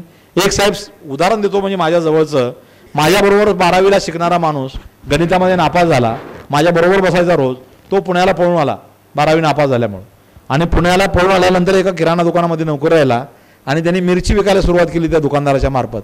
सायकलवर मिरची वगैरे आणि हळद वगैरे काय जे असं विकायचा, घरोघरी फिरायचा आणि विकायचा. असं करत करत तो कृषी उत्पन्न बाजार समितीमध्ये एका नारळाच्या दुकानात नोकरीला गेला. तिथे नोकरी मिळाली त्याला. 1,000-1,500 महिन्याला, काय त्या काळात 1,000 सुद्धा नसेल, 100-500 रुपये पगार मिळाला. त्या पगारावरती तो काम केला. असं करत करत त्याला वाटलं नारळाचा बिझनेस आपण करावा. नारळाचा बिझनेस करत करत तो ड्रायफ्रूटचा बिझनेस केला. आज तो दरवर्षी 10 कोटीचा टर्नओव्हर करतो. 4 गाड्या आहेत कदम साहेब BMW त्याच्याकडे. बरोबर आहे. 3 फ्लॅट आहेत. मला बोलवा, मलाच लाज वाटली. मला वाटलं उगीचच शिकलो पुढे मी. ह्याच्यासारखं माझं गणित जर गेला असतं तर बरं झालं असतं. नाही, एक उदाहरण सांगतो. आदर्श कशाचा घ्यावा, आयडियल कोण आपल्या समोर. बरोबर आहे. म्हणजे आयुष्यामध्ये नैराश्य पत्करण्याचं कारण नाही, हे मला सांगायचं आहे. आयुष्यामध्ये सकारात्मक ठेवा, पॉझिटिव्हनेस ठेवा. आणि पॉझिटिव्हनेस जर तुमच्याकडे असेल तर कुठेही, आपण खेळात म्हणतो ना, लात मारू तिथं पाणी काढू, तशा पद्धतीचं आपल्याकडे एक जिद्द असली पाहिजे, चिकाटी असली पाहिजे आणि मेहनत करण्याची तयारी पाहिजे. त्या माझ्या मित्रांनं, पाटील नाव आहे त्याचं, बालाजी पाटील, तुम्हाला माहिती असेल तर सांगतो, पत्तासुद्धा देतो, हे मी काय खोटं सांगणार नाही. लात मारेल तिथं पाणी काढण्याची त्याची ती एक धडपड होती, त्यामुळे तो पुढे गेला. जिद्द पाहिजे, चिकाटी पाहिजे. बेरहारी पलंगावरी काहीच मिळणार नाही तुम्हाला, बरोबर आहे. आणि म्हणून अशा पद्धतीनं काम करा. त्याच्या पुढचं सांगतो जे सांगायला नको. परवा त्याच्या मुलीच्या साखरपुड्याला गावाकडे मी गेलो. त्या मुलाकडनं मुलीवर सोनं घेण्यापेक्षा ह्यानं 70 तोळे सोनं टाकला मुलीवर. विचार करा, 12वी नापास झालेला पाटील. अतिशय मला मानतो. कोरोनानं 2 महिने 2.5 महिने या ह्याच्यामध्ये होता सह्याद्रीमध्ये तुमच्या इथल्या, काय तुमच्या गरवारीच्या पुढच्या सह्याद्री आहे ना, तिथं ॲडमिट होता. बायको लेकरं बघायला सुद्धा जात नव्हते साहेब. वाचला तो. आता रेस कोर्सला रोज वॉकिंग करतो 5 किलोमीटर, बरोबर आहे. म्हणजे सांगायचा उद्देश काय, जग कसं बदलत आहे आणि आपण काय करतो, आपली सामाजिक बांधिलकी काय आहे, बरोबर आहे का नाही, आपली संस्कृती काय आहे, आपली इकॉनॉमिक ग्रोथ काय आहे, कशा पद्धतीनं ग्रोथ होणार आहे. म्हणून बाबासाहेब आंबेडकरांनी शिक्षणाला वाघिणीचं दूध म्हणलेलं आहे. ते काय उगीच म्हणलेलं नाही. वाघिणीचं दूध जो पितो तो निश्चितपणे गुरगुरतो. म्हणून शिक्षणाशिवाय आपल्याला पर्याय नाही. खरं तर शिक्षणाचा आणि आपण नोकरीचा संदर्भ जोडला त्यामुळं आपण थोडेसे खचलो की काय, मला असं वाटतं. शिक्षणातून अनेक संधी आपल्याला निर्माण होतात, अनेक सुवर्ण संधी निर्माण होतात आपल्याला. पण त्या संधीचं सोनं करण्याचं काम तुमच्या आणि माझ्या हातात आहे. आणि निश्चितपणे DES एज्युकेशन सोसायटीमध्ये शिक्षण घेणारे माझे विद्यार्थी विद्यार्थिनी आणि त्यांना शिकवणारे माझे शिक्षक बंधू भगिनी आणि सन्माननीय संस्थाचालक हे सर्वच जण अत्यंत चिकाटीनं जिद्दीनं निश्चितपणे पुढे जाणार आहेत आणि तुम्हाला एक दिशा देण्याचं काम ते या माध्यमातून करणार आहेत. म्हणून शिक्षणाचा राष्ट्रीय ग्रोथशी डायरेक्टली इनडायरेक्टली संबंध आहे, बरोबर आहे. जर GDP वाढवायचा असेल तर शिक्षणाशिवाय पर्याय नाही. म्हणून हे राष्ट्रीय शैक्षणिक धोरण केंद्र सरकारनं लागू केलेलं आहे. त्या धोरणाची अंमलबजावणी प्रभावीपणे करण्याचं काम त्या राज्यावरती सोपवलेलं आहे. आणि निश्चितपणे महाराष्ट्र राज्य हे अत्यंत जलद गतीनं या धोरणावरती काम करायला सुरुवात ऑलरेडी झालेली आहे. अकॅडमिक बँक ऑफ क्रेडिटसाठी तुम्ही रजिस्ट्रेशन किंवा DG लॉकरमध्ये गेलेले असणार आहेत आणि चांगल्या पद्धतीचं दर्जेदार अशा स्वरूपाचं शिक्षण आपण निश्चितपणे देण्याचा प्रयत्न करणार आहोत. कारण काळ आपल्याला माफ करणार नाही साहेब, काळ माफ करणार नाही. त्यामुळं काळानुसार आपण त्या ठिकाणी बदलण्याचा प्रयत्न केला पाहिजे, बरोबर आहे. आणि जर बदललो नाही तर आपल्याला परमेश्वर माफ करणार नाही, जर असेल तर, बरोबर आहे. आणि आहेच, कारण वारकरी एवढे पायी चालत जातात, दिंडीत जातात. हरिद्वारी, अमुकवारी, तमुकवारी पुणे विद्यापीठानं 2 वर्षापूर्वी साजरी केली होती, आपल्यालाही माहिती असेल. काल परवा पुणे विद्यापीठानं एक मोठा उपक्रम घेतला ज्याचा ग्रीनिच वर्ल्ड बुक ऑफ रेकॉर्डमध्ये काहीतरी तिकडे नोंद झाली, बरोबर आहे. असे चांगले उपक्रम तुम्ही सुद्धा घेऊ शकता, चांगल्या गोष्टी करू शकता. DES एक परिवार आहे. जसं सांगलीला आहे तुमचा, मुंबईला आहे, पुण्यात आहे, तिरुपतीच्या पायथ्याला आहे, सगळ्या ठिकाणी आहे. हा परिवार आहे. सरांनी सांगितलं मला 1800पेक्षा जास्त शिक्षक बांधव भगिनी या ठिकाणी काम करतायत, अत्यंत चांगल्या पद्धतीनं जिद्दीनं काम करतायत. या 60 एकरचा मास्टर प्लॅन करा. आजही अगोदरच केलेला असेल पण करा आणि चांगल्या पद्धतीची डेव्हलपमेंट जी आहे, वर्ल्ड क्लास इन्फ्रास्ट्रक्चर डेव्हलप करा. कारण इन्फ्रास्ट्रक्चर हे सुद्धा दर्जेदार शिक्षणाचं एक घटक आहे, त्याला आपण घटक म्हणू. इन्फ्रास्ट्रक्चर असलं की सगळं होतं असं नाही, परंतु ICT क्लासरूम असतील किंवा आणखी काही गोष्टी असतील, जसं कॉमन फॅसिलिटी सेंटर असेल, या ज्या गोष्टी असतील त्या देण्याचा प्रयत्न जर विद्यार्थ्याला केला तर फर्ग्युसनचा विद्यार्थी इतर विद्यार्थ्यांपेक्षा निश्चितपणे बाजारामध्ये जॉब मार्केटमध्ये चमकल्याशिवाय राहणार नाही. म्हणून आपलं प्रॉडक्ट जे आहे, जसं प्रॉडक्टच्या बाबतीत मी नेहमी सांगत असतो, आपण बिस्लरी बाटली पाहिलेली आहे, आपण ॲक्वाफिना प्या, ॲक्वागार्ड प्या, त्याला बिस्लरी म्हणण्याची सवय पडून गेलेली आहे आपल्याला, बरोबर आहे. त्याला आपण बिस्लरी नावानंच म्हणतो, बिस्लरी पाणी द्या, बिस्लरी वॉटर बॉटल द्या, त्याचं नाव दुसरं असतं. परंतु बिस्लरीनं ब्रँड तयार केला. कोलगेट ब्रश किंवा टूथपेस्ट कुठलाही तुम्ही सेन्सोडाईन घ्या, बबूल घ्या, अमुक घ्या, तमुक घ्या, त्याला कोलगेटच म्हणतो बरेच लोक. आजही बघा खेड्यापाड्यात आमच्या भागामध्ये संचार म्हणायचे, कुठल्याही वर्तमानपत्राला संचार, कारण त्यावेळेला सोलापूरहून संचार निघायचं. लोकमत येऊ द्या, सकाळी येऊ द्या, लोकसत्ता येऊ द्या, लोक त्याला संचारच म्हणतात. आजही खेड्यात आमच्या गावातले ग्रामीण आमच्यापेक्षा जी मोठी मंडळी आहे ती संचारच म्हणतात. आम्हाला संचार वाचायला मिळाला नाही आज, बरोबर आहे. म्हणजे संचारनं ब्रँड नेम तयार केलेला आहे. तसं फर्ग्युसनने एक ब्रँड नेम तयार केलेला आहे. DES एज्युकेशन सोसायटीमधला प्रॉडक्ट, मग तो शिक्षक असो, शिक्षकेतर कर्मचारी असो, मॅनेजमेंटचे लोक असो किंवा विद्यार्थी बंधू भगिनी असो किंवा आणखी कुठलाही घटक असो, इथं कनेक्ट झालेला, ज्या वेळेला तुमच्या जवळ येतात प्रवेशाच्या निमित्तानं, कामाच्या निमित्तानं, आणि त्यावेळेला आम्हाला सांगतात की अत्यंत प्रभावीपणे काम करणारी ही शिक्षण संस्था आहे, स्वतःची दर्जा टिकून ती काम करते. तुम्हाला दर्जा टिकवा म्हणून आमचं काही एखादं पत्र वगैरे दिलेलं नाही आम्ही, परंतु इनबिल्ट आहे तुमच्यामध्ये, बरोबर आहे. जे स्वतःमध्ये आहे, स्वत्व आहे तुमचं, आणि ते स्वत्व तुम्ही न विसरता चांगल्या पद्धतीनं काम करण्याचं मनोदय या शिक्षण संस्थेने मनाशी बाळगलेला आहे. अत्यंत एक ऐतिहासिक परंपरा लाभलेलं हे महाविद्यालय आहे. चांगल्या गोष्टी आपल्याला करायच्या आहेत. म्हणून या शिक्षणाचा सामाजिक बांधिलकीशी, संस्कृतीशी आणि इकॉनॉमिक ग्रोथशी आपण शिक्षण एक साधन म्हणून त्याकडे जर बघितलं आणि त्या पद्धतीची डेव्हलपमेंट केली, अभिवृद्धीसारखे अंक वारंवार त्या ठिकाणी आपण पब्लिश करत राहिले तर समाजाला दिशा देण्याचं काम या महाविद्यालयाच्या शिक्षण संस्थेच्या माध्यमातून निश्चितपणे मिळणार आहे. आणि शासनसुद्धा याच गोष्टीची आपल्याकडनं अपेक्षा करते. शासन पातळीवरती ज्या ज्या आपल्या अडचणी असतील त्या सोडवण्याच्या दृष्टीनं मी स्वतः कदमसाहेब आमच्यासोबत आहेतच. कदमसाहेबाचं ऐकल्याशिवाय मला चालत नाही, कारण ते आमचे मित्र आहेत. अनेक वेळा त्यांनी विनंती केली होती, सर तुम्ही या, बोला, चर्चा करा. मी त्यांना शब्द दिला होता, परंतु काही कारणामुळे मध्यंतरी माझ्या डोळ्याला थोडा त्रास झाला, मला मोठ्या ऑपरेशनला सामोरं जावं लागलं आणि आत्ता थोडंसं त्यामधून मी बाहेर पडतोय. त्यामुळं मला ते तुमच्यामध्ये सामील होता आलं नाही. परंतु या शिक्षण संस्थेला जेव्हा केव्हा शासन म्हणून, राज्याचा शिक्षण संचालक म्हणून ज्या वेळेला मदत लागेल त्यावेळेला आम्ही करायला तयार आहोत. राष्ट्रीय शैक्षणिक धोरणामध्ये अनेक नवीन संकल्पना, नाविन्यपूर्ण संकल्पना त्या ठिकाणी आलेल्या आहेत आणि तुमच्या कॉलेजला डिग्री अवॉर्डिंग स्टेटस देण्याचं काम त्या ठिकाणी आम्ही काय म्हणू आपण त्याला लिस्टिंगमध्ये घेतलेला आहे ऑलरेडी आणि तो दर्जा तुम्हाला निश्चितपणे बहाल होणार आहे. आणि तत्पूर्वी कुंटे साहेबांनी सांगितल्याप्रमाणे आणि आठवले साहेबांनी सांगितल्याप्रमाणे सेल्फ फायनान्स युनिव्हर्सिटी जर करता आली, त्यासाठी काही मदत लागली तेही आम्ही तुम्हाला निश्चित करू. कारण तुमचं विद्यापीठ, तुमचे अभ्यासक्रम, तुमची एक्झामिनेशन सिस्टीम, तुमची मुलं, बरोबर आहे. आज स्वायत्तेच्या माध्यमातून काही गोष्टी तुम्हाला मिळाल्या. ऑब्जेक्टिव्ह असावं की डिस्क्रिप्टिव्ह असावं, गंमत झाली ऑब्जेक्टिव्हमध्ये. फार पूर्वी आपण असं ऐकत होतो पाश्चात्य देशामध्ये मुलं ग्राउंडवरती फिरता फिरता क्लास करायचे. आम्हाला आश्चर्य वाटायचं, असं कुठं असतं का? क्लासरूममध्ये बसल्याशिवाय क्लास करता येत नाही असंच वाटायचं. पण करोनानं ते करून दाखवलं. घरी बसून आमचे प्राध्यापक मंडळी वर्क फॉर काय म्हणायचं त्याला, वर्क फ्रॉम होम त्या ठिकाणी करून दाखवलं. परंतु मॅक्झिमम मंडळी जी आहे आमची ते वर्क फॉर होम केले, वर्क फ्रॉम होम कमी केले, वर्क फॉर होम केले. कारण 30% अटेंडन्स असून 100% निकाल लागला कुंटे साहेब, बरोबर आहे. म्हणून आमचे प्राध्यापक फार तज्ज्ञ मंडळी आहेत. ते त्यांची विद्वत्ता एवढी आहे की आपण त्याच्याबद्दल चर्चा करणं. मी पण प्राध्यापक होतो, त्यामुळे तुम्ही घाबरू नका. संघटनेमध्ये पण होतो आणि प्राचार्य संघटनेमध्ये पण होतो. सगळ्या संघटनेतून आलेलो इकडं. त्यामुळे आमचे संघटनेचे 2-3 मित्र आहेत, नेहमी आमच्याकडे येतात, बरोबर आहे. तर त्याही दृष्टीनं आम्ही काम करतो. तुमचे जे प्राचार्य उपप्राचार्य ते अत्यंत चांगले आहेत, जागरूक आहेत, तेही काम करतात. आणि एकूणच तुमची जी सिस्टीम आहे ती कल्चर्ड आहे. त्यामुळं हा तुमचा जो कल्चरनेस आहे, म्हणजे सांस्कृतिकपणा जो ठेवा तुम्ही जपलेला आहे, जोपासलेला आहे, तो अखंडपणे तो जपावा हीच अपेक्षा मी या कार्यक्रमाच्या निमित्तानं करतो. खरं तर आज रक्षाबंधन असून सुद्धा मोठ्या संख्येनं आज पुण्याला लोकल हॉलिडे होता, मोठ्या संख्येने तुम्ही उपस्थित राहिलात. संस्थेने माझा यथोचित मानसन्मान केला आणि मला या ठिकाणी बोलण्याचं व्यासपीठ निर्माण करून दिलं.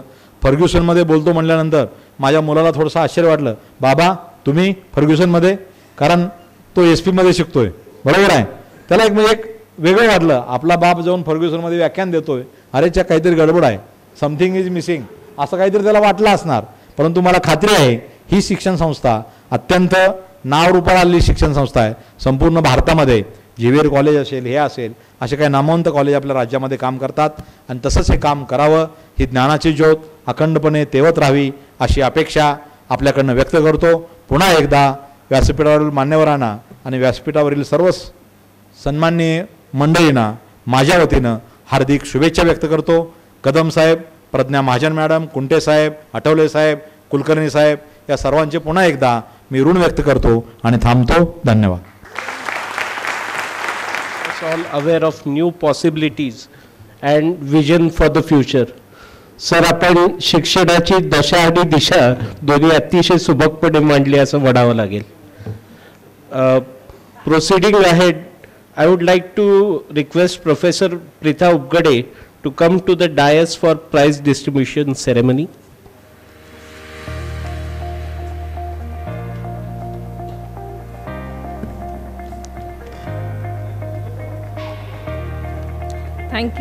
Thank you, Dr. Parikshit.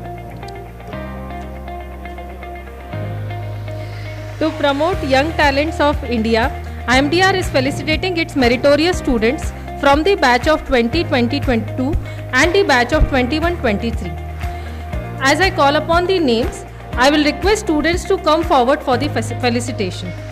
I'll request our chief guest, Dr. Dhanraj Mane, to felicitate overall first rank topper of PGDM 2 batch 2020-22, Aditya Puranik.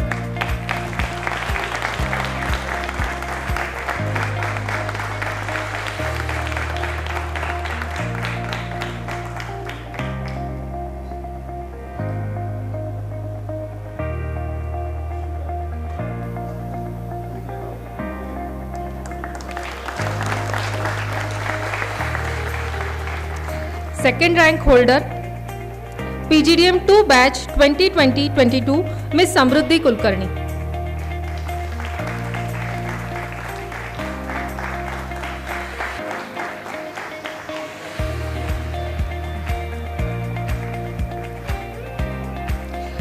Third rank holder, Mr. Swaraj Thakre. He is in absentia because of some prior commitments.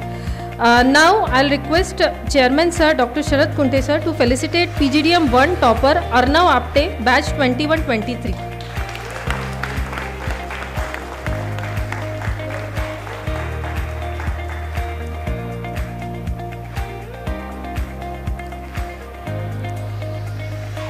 PGDM 1 batch second rank holder Rutuja Kharade, batch 21-23.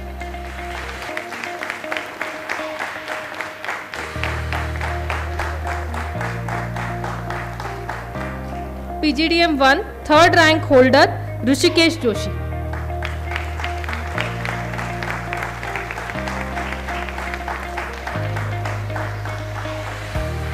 Now I'll request Vice Chairman Sir Shri Mahesh Athavale to felicitate summer internship topper PGDM 2 batch 2022 Mr. Prakash Kumar.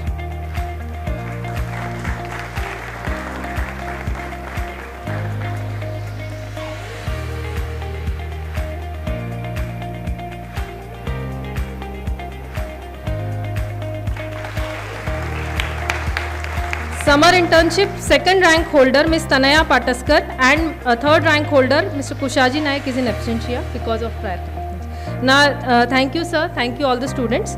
Now I'll request Parikshit sir to take over.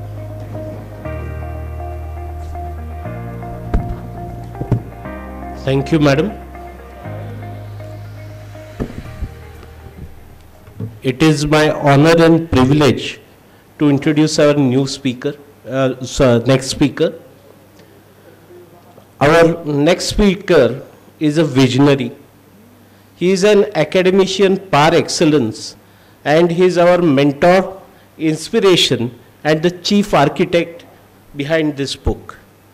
No function can ever be complete without listening to the views of our respected and beloved chairman Dr. Sharad Kunte sir. A brief introduction of Kunte sir. Dr. Sharad Kunte is a well-known academician who has worked earlier with Wadia College in the capacity of professor. Sir has done his masters in science and holds a doctorate in chemistry. With his flair for writing, Sir has published over 33 books, 8 research papers, and written over 2,000 articles.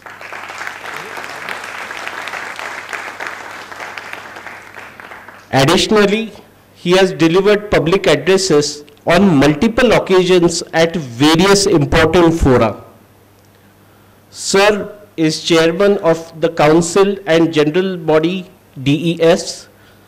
Previously, he has also held important posts such as Regional President Vidya Bharati, President of Ekta Masik Trust, Vishwa Hindu Parishad Maharashtra Province Sahamantri, Rashtriya Swayam Sevak Sangh Kshetriya Bauddhik Pramukh.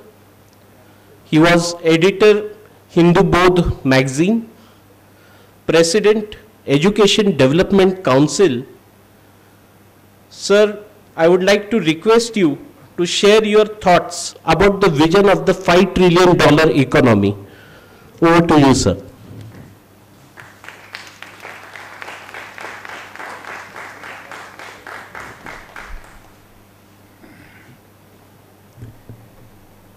नमस्कार. जवळजवळ 100 वर्षापूर्वीचा एक छोटासा प्रसंग सांगणार आहे. लोकमान्य टिळकांचे जवळचे सहकारी, काळ नावाचं वृत्तपत्र चालवणारे संपादक शिवरामभाऊ परांजपे हे त्यांच्या वक्रोक्तीपूर्ण लिखाणाबद्दल प्रसिद्ध होते.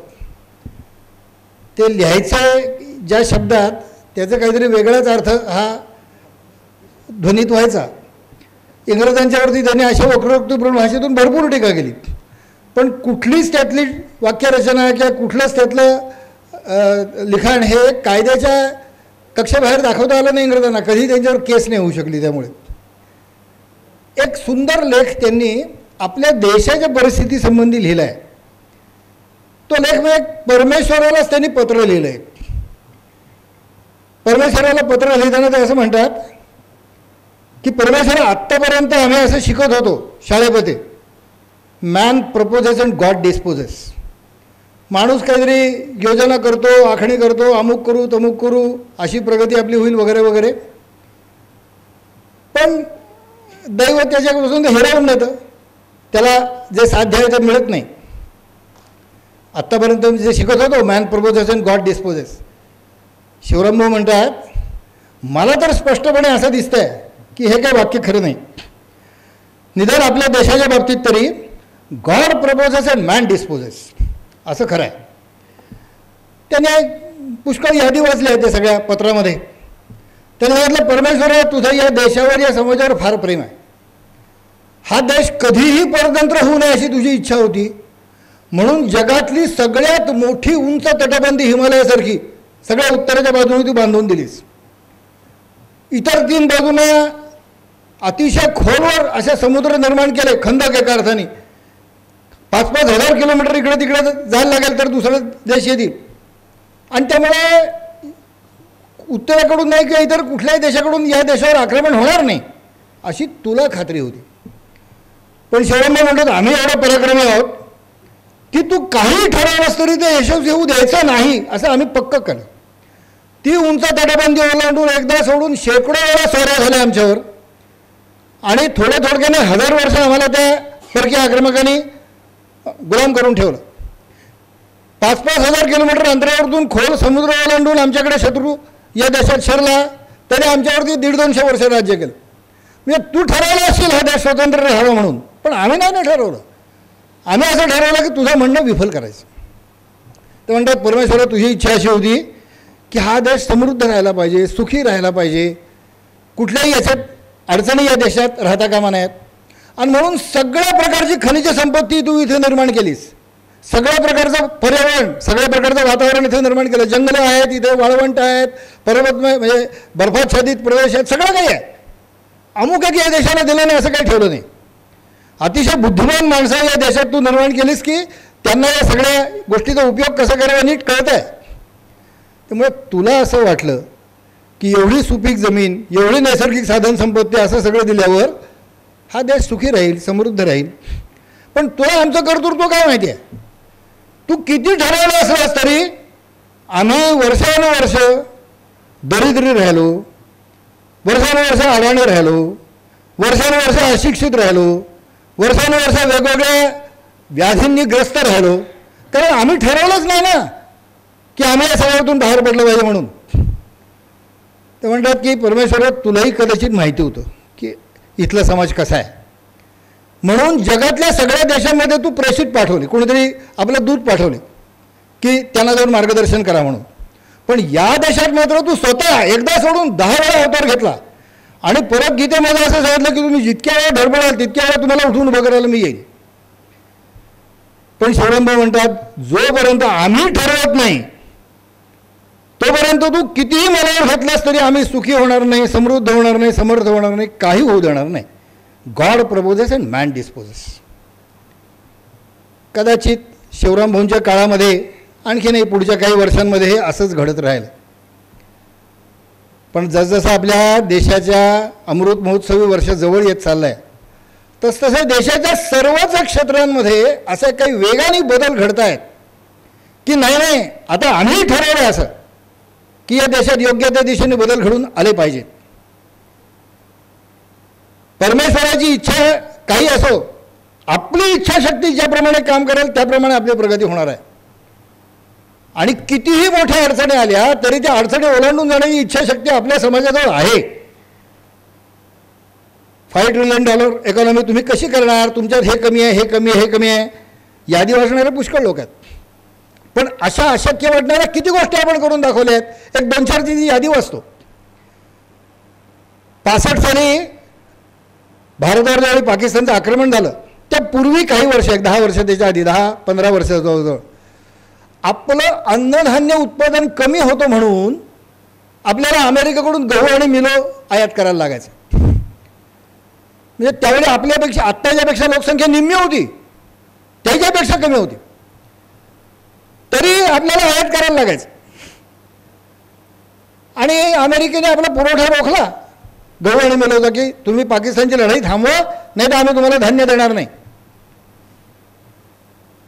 त्यावेळी आपले पंतप्रधान लालबहादूर शास्त्री होते, त्याने असं सांगितलं की आम्ही एक वेळ उपाशी राहू, परंतु स्वाभिमान नाही घाण ठेवणार. त्या दिवशी लालबहादूर शास्त्रींनी सोमवारी उपास करा म्हणून सांगितलं. आजही ती आठवण ठेवून देशासाठी म्हणून उपास करणारे शेकडो लोक आहेत, मला माहिती आहे. की शास्त्रींनी सांगितलं त्यावेळी आम्ही शपथ घेतल्या की देशासाठी एक वेळ उपास करू. ती इच्छाशक्ती जागृत झाल्यावर काय घडलं देशात? स्वामीनाथनसारखे ज्येष्ठ कृषी शास्त्रज्ञ पुढे आले आणि त्यांनी देशाच्या विकासाचे वेगवेगळे मार्ग दाखवून दिले. आज त्याच्या दुप्पट लोकसंख्या झाली आहे, पण देशात कुठेही अन्नधान्य कमी पडण्याचा तो विषय सोडा. देशातल्या 80 कोटी लोकांना जवळजवळ मोफत अन्न देऊन सुद्धा आपली अन्नधान्याची निर्यात 5 पटीने वाढलेली आहे. जगातल्या बहुतेक सर्व देशांना त्या युक्रेन रशिया संघर्षामुळे ज्या समस्या निर्माण झाल्या अन्नधान्याची, भारताने अन्न पुरवठा केला. केवढा चमत्कार आहे. दुप्पट लोकसंख्या होऊन सुद्धा आम्ही आमच्या देशातल्या लोकांना मोफत अन्नधान्य देऊन जगभर अन्नधान्याचा पुरवठा करू शकतो. एवढी निर्मिती केली कशी? एकच कारण होतं, जबरदस्त इच्छाशक्ती दाखवली आपण. आपल्या देशाला अणुशक्ती संपन्न व्हायसाठी जगातल्या कोणी मदत केली नाही, किंबहुना सगळ्यांनी विरोधच केला. पण ज्यावेळी भारताने स्वतःच्या बळावर अणुतंत्रज्ञान हस्तगत केलं, मिळवलं, आणि 74 साली प्रथम अणुस्फोट करून दाखवला आणि नंतर 98 साली तर हायड्रोजन बॉम्बचा सुद्धा स्फोट करून दाखवला. त्याच्याबरोबर आणखीन एक टॅक्टिकल वॉरफेअरमध्ये उपयोगी येऊ शकतील असे छोटे अणुबॉम्ब देखील तयार करून त्याचा स्फोट करून दाखवले 98 साली. की मोठ्या एखादं शहर उद्ध्वस्त करण्याच्या एवढ्या बॉम्बची गरज नाही. एखाद्या आघाडीवर शत्रूचं सैन्य फार प्रबळ आहे, आपल्याला त्याला आवडता येत नाही, तेवढ्या वेळापुरतं छोटा अणुबॉम्ब वापरून त्यांना नष्ट करता येईल असे टॅक्टिकल बॉम्बसुद्धा आपण तयार केले. कशाच्या बळावर? केवळ इच्छाशक्तीच्या बळावर. भारताने सुपर कॉम्प्युटरची मागणी केली होती अमेरिकेकडे. आता झालं तुम्हाला नाही देणार, कारण तुम्ही त्याचा उपयोग लष्करी कारणासाठी कराल, इतर काही विषयांसाठी कराल, तुम्हाला देणार नाही. इथेच पुणे विद्यापीठामध्ये सिडॅक इन्स्टिट्यूटमध्ये विजयराव भटकर यांच्या मार्गदर्शनाखाली आपल्याच देशातले तरुण शास्त्रज्ञ एकत्र आले. त्यांनी संशोधन केलं आणि परम नावाचा सुपर कॉम्प्युटर तयार केला. आता त्याची 4थी किंवा 5वी वर्जन पुढे आलेली आहे. जगातल्या सर्वोत्तम दर्जाच्या सुपर कॉम्प्युटर्सना तोडीस-तोड असं कॉम्प्युटर्स आपण तयार केलं. तेही या देशांच्या ज्या प्रोडक्शनच्या किमती आहेत त्याच्या जवळजवळ 1/3 किमतीत. आणि जगभरातल्या सर्व विकसनशील देशांना आपण सुपर कॉम्प्युटर्स देतो. कुणी आपल्यावरती उपकार नाही केले, सोबत आपण ते करून दाखवलं. भारताला ज्यावेळी क्षेपणास्त्र तयार करायची होती, ज्यावेळी इस्रोसारख्या संस्थेला अवकाशामध्ये आपले उपग्रह पाठवण्याची तयारी चालली होती, त्यावेळी त्याच्यासाठी लागणारी जी क्रायोजेनिक इंजिन्स आहेत ते अमेरिकेने तर द्यायला नकार दिलाच, रशिया द्यायला तयार होता, त्यांच्यावरही दबाव आणला की तुम्ही नाही द्यायची भारताला. भारताने स्वबळावर हे क्रायोजेनिक इंजिन्स तयार केली. आपल्या बंगलोरजवळच्या महेंद्रगिरी पर्वताच्या इथल्या लॅबोरेटरीमध्ये त्याचं संशोधन केलं यशस्वीपणाने. आणि आज इस्रो हे इतर जगातल्या सगळ्या अवकाश प्रक्षेपणाच्या ज्या व्यवस्था आहेत त्याच्या निम्म्या वेळात त्यांचे उपग्रह प्रक्षेपित करून देतो. म्हणजे अमेरिका, फ्रान्स, इंग्लंड त्यांना आपल्याकडे उपग्रह पाठवायचं वाटतात, कारण त्यांना कमी किमतीत ते प्रक्षेपण करून मिळतात आपल्याकडे. एकही क्षेत्र आपण असं शिल्लक ठेवलं नाही की ज्या ठिकाणी आपण ठरवण्याने करता आलं नाही. आज शस्त्रास्त्रांच्या बाबतीत प्रत्येक गोष्ट आयातच करायची अशी गेली 75 वर्ष भारत सरकारची परंपरा होती. स्वतः काही करायचंच नाही. DRDOमध्ये माझे बरेच चांगले मित्र आहेत की शस्त्रास्त्र संशोधनाची आपली क्षमता काय आहे आणि आपण कशा पद्धतीने आपल्याच संशोधन व्यवस्थेनं मागे ठेवलं वर्षानुवर्ष. आज त्यांना शासनाने सांगितलं की तुम्ही पुढे चला, तुम्ही संशोधन करा, स्वबळावर शस्त्र निर्माण करा. आपल्याला आपल्या देशाची गरज तर भागवायचीच आहे, इतर जगातल्या अनेक देशांना आपण निर्यात करू. आज इतक्या वेगाने वेगवेगळ्या विषयातलं संशोधन चालू आहे. आज आपली देशाची स्थिती अशी आहे की 8 ते 10 लाख कोटी रुपयाची शस्त्र भारत आयात करतं. या DRDOतले सगळे शास्त्रज्ञ अतिशय विश्वासपूर्वक सांगतात की बरोबर उलटं चित्र दिसेल पुढच्या 4-5 वर्षात, की आम्ही आयात तर पूर्ण थांबवू, पण जगभरामध्ये आमची शस्त्रास्त्र 8 ते 10 लाख कोटी रुपयाची निर्यात होतील, कारण तेवढ्या उत्तम दर्जाचं तंत्रज्ञान आम्ही स्वतःवर निर्माण केलं. पेट्रोलियम प्रोडक्ट्स ही आमची दुखरी नस आहे, कारण देशामध्ये तेवढं कच्चं तेल उत्पादन होऊ शकत नाही, उपलब्ध नाही. परंतु त्याची गरजच कमी व्हावी याच्यासाठी वेगवेगळे ऊर्जा स्रोत भारतात निर्माण करण्याच्या प्रक्रियेला एवढा वेळ आलेला आहे. मग ग्रीन हायड्रोजन निर्माण करण्याचा विषय असेल किंवा वेगवेगळ्या पद्धतीने सोलर एनर्जी आहे, विंड एनर्जी आहे, ॲटॉमिक एनर्जी आहे, याच्या माध्यमातून ऊर्जेची गरज भागवण्याचा विषय असेल, अल्कोहोलचा उपयोग करून म्हणजे एथेनॉलचा उपयोग करून पेट्रोलमध्ये ते मिसळून पेट्रोलचं आयात पेट्रोलची गरज कमी करायची, कदाचित पूर्णपणे अल्कोहोलवरती चालणारी देखील वाहनं आपण तयार करू शकू, या दिशेने झपाट्यात प्रगती चालू आहे आपली. ग्रामीण अर्थव्यवस्थेला विलक्षण चालना देऊ शकेल अशा प्रकारे गोबर गॅस प्लांट्सची निर्मिती आणि त्याचा उपयोग हा काही नवीन विषय नाही आहे, जुना आहे, 50-100 वर्षापूर्वीचा विषय आहे. परंतु त्या विषयाला ग्रामीण क्षेत्रात आज जी चालना मिळते आहे की त्याच्या मदतीने ऑर्गॅनिक फार्मिंग आम्हाला करता येईल, खत आपलं आपण तयार करता येईल, त्याच्यासाठी अवलंबून राहायला लागत नाही. आज युक्रेन आणि रशियाकडून खतं घ्यावी लागतात, पण आमचं आम्ही खत निर्मिती करू शकू, आमचं आम्ही गॅस निर्मिती करू शकू आणि पूर्णपणे स्वयंपूर्ण होऊ शकू, या दिशेने फार झपाट्यात तयारी चालू आहे. एक क्षेत्र आपण असं ठेवलं नाही की ज्या ठिकाणी आता आम्हाला अवलंबून राहावं लागेल. या पुस्तकामध्ये $5 ट्रिलियन इकॉनॉमी होण्यासाठी काय काय मार्ग आक्रमण करावा लागेल. सोपा विषय आहे की तुम्ही निर्यातीचा वेग वाढवा आणि आयात कमी करत चला, तर जगभरातून संपत्ती तुमच्या देशात येईल आणि तेवढ्या प्रमाणात संपत्ती आकृष्ट करू शकला तर एक समृद्ध राष्ट्र म्हणून तुम्ही उभे राहाल. हे सरळ गणित आहे. आणि त्यामुळे निर्यातीचे वेगवेगळे निर्यात वाढवण्याचे जे वेगवेगळे मार्ग आहेत त्याच्या संबंधी अनेक प्रकारचे संशोधन आज चालले आहेत, यशस्वी होत आहेत. आणि आयात कमी करणं, इम्पोर्ट सबसिडीज तयार या ठिकाणी करणं, याचेही अनेक प्रकारचे उद्योग या देशात प्रगत होत आहेत. या दोन्ही विषयाला सायमल्टेनियसली गती ज्या प्रमाणात देऊ त्या प्रमाणात आश्चर्य वाटायचं कारण नाही की दिलेले टार्गेट्स आपण अपेक्षित वेळेच्या पुष्कळ अलीकडे हे साध्य करून दाखवू शकू. गरज फक्त एकाच गोष्टीची आहे, इच्छाशक्तीची. ही इच्छाशक्ती एकट्या पंतप्रधानांची असून भागत नाही, ही इच्छाशक्ती प्रत्येक भारतीयांनी दाखवायची गरज आहे. मग तो शिक्षण क्षेत्रातला असो, आरोग्य क्षेत्रातला असो, उद्योग क्षेत्रातला असो, व्यापार क्षेत्रातला असो किंवा वाहतूक क्षेत्रामध्ये काम करणारा असो, प्रत्येक क्षेत्रात त्या त्या क्षेत्रातले आपल्याला गुणवत्ता आणि कार्यक्षमता वाढवण्यासाठी काय काय करता येईल अशा ईर्षेने प्रत्येक भारतीय उतरला तर जे उद्दिष्ट आपल्या समोर ठेवलेलं आहे आपण एक समृद्ध संपन्न भारत तयार करण्याचं, त्याच्यासाठी वाटचाल आपण निश्चितपणे वेगाने करू शकू. आपल्या नवीन शैक्षणिक धोरणासंबंधी आपल्या धनराजजींनी फार मार्मिकपणे मागाशी सांगितलं. एक संदर्भ देतो. भारतीय वंशाचे 2 अर्थशास्त्रज्ञ की ज्यांना नोबेल पारितोषिक मिळालं आहे, एक अभिजित बॅनर्जी आणि अमर्त्य सेन, त्या दोघांनीही एक कॉमन विधान केलं आहे. वेगवेगळे त्यांचे अभ्यासाचे आयाम वेगळे आहेत, भारतासंबंधी त्यांची मतंही वेगवेगळी आहेत अर्थशास्त्रासंबंधी, पण एक कॉमन त्यांनी मुद्दा मांडला आहे. मुद्दा असा मांडला आहे की एक गैरसमज आहे भारतासंबंधी, भारतातल्या लोकांचा आणि भारताबाहेरच्या लोकांचा, की ह्या देशात फार गरिबी आहे म्हणून इथे शिक्षण कमी दर्जाचं आहे, इथे फार गरिबी आहे म्हणून इथलं आरोग्य सेवा चांगल्या दर्जाची नाही, इथे फार गरिबी आहे म्हणून इथे उद्योगधंदे उभे राहत नाहीत, इथे फार गरिबी आहे म्हणून संशोधन चांगल्या पद्धतीने होत नाही. हे दोघंही अर्थशास्त्रज्ञ असं म्हणतात की एक विधान खोटं आहे. याचं कारण आपल्या देशाने उत्तम वेगाने चालणारी अर्थव्यवस्था 17व्या शतकाच्या अखेरीपर्यंत जगाला दाखवून दिली.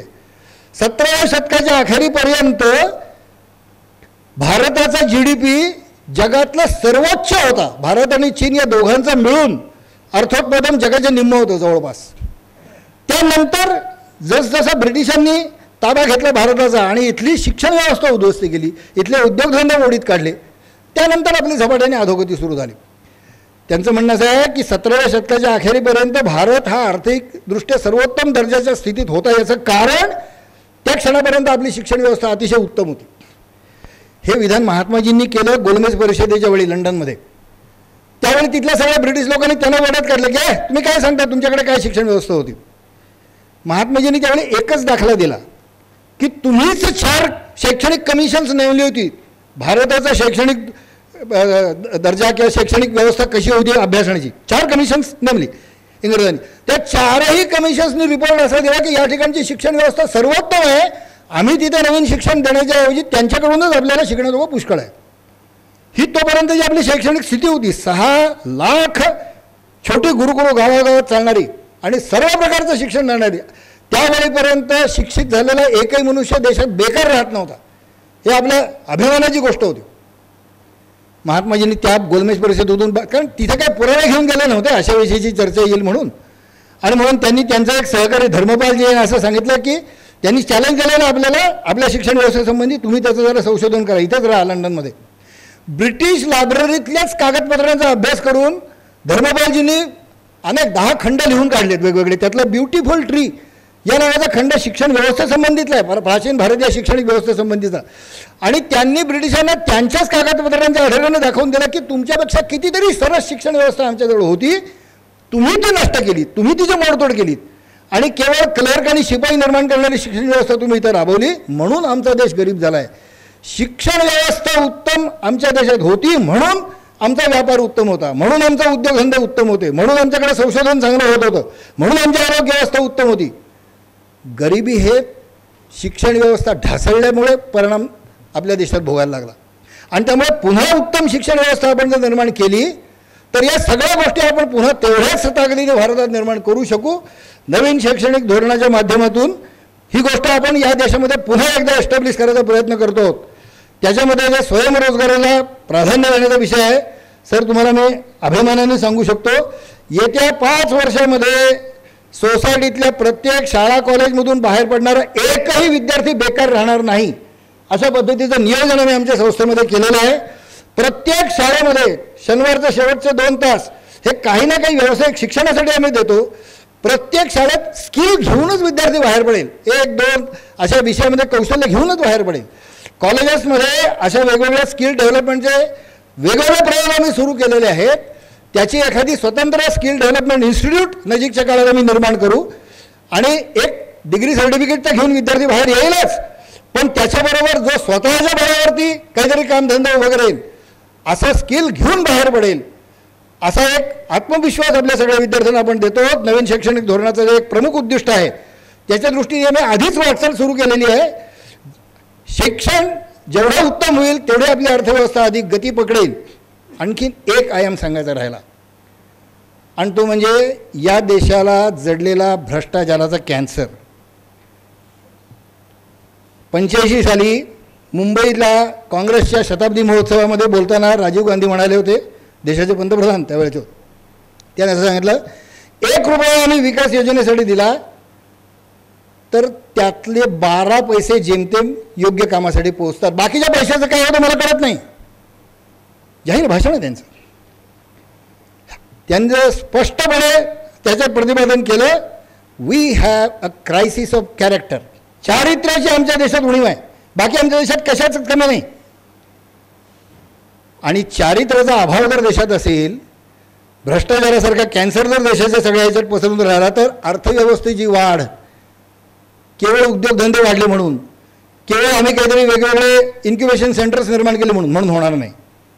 कारण ते गणितामध्ये असतं, वरतून एक नळ पाणी ओततो, दुसऱ्या बाजूने गळकं मडकं असल्यामुळे बाहेर पडते पाणी, मडकं भरू नाही शकणार. त्यामुळे कधीतरी ह्या भ्रष्टाचार रोगाला आपण मात केली पाहिजे त्याच्यावर. आणि या देशाला चारित्र्याचे संबंध शिकवावं लागतं.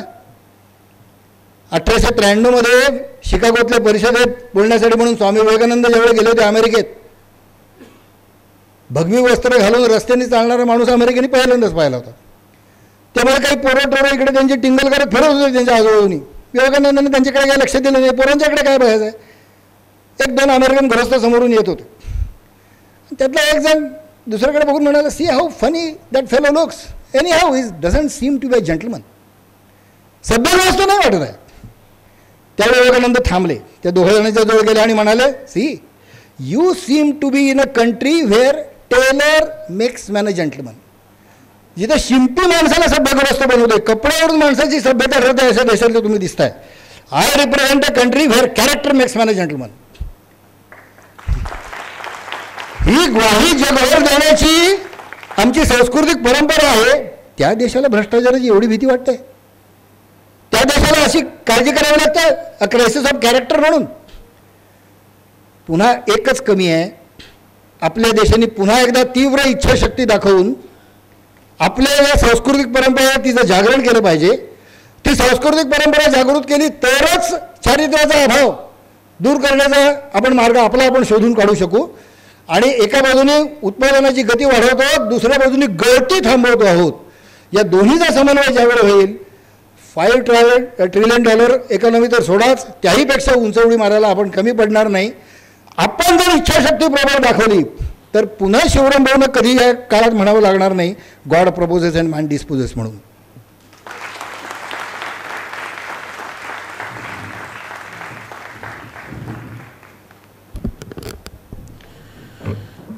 Thank you, sir, for sharing your thoughts.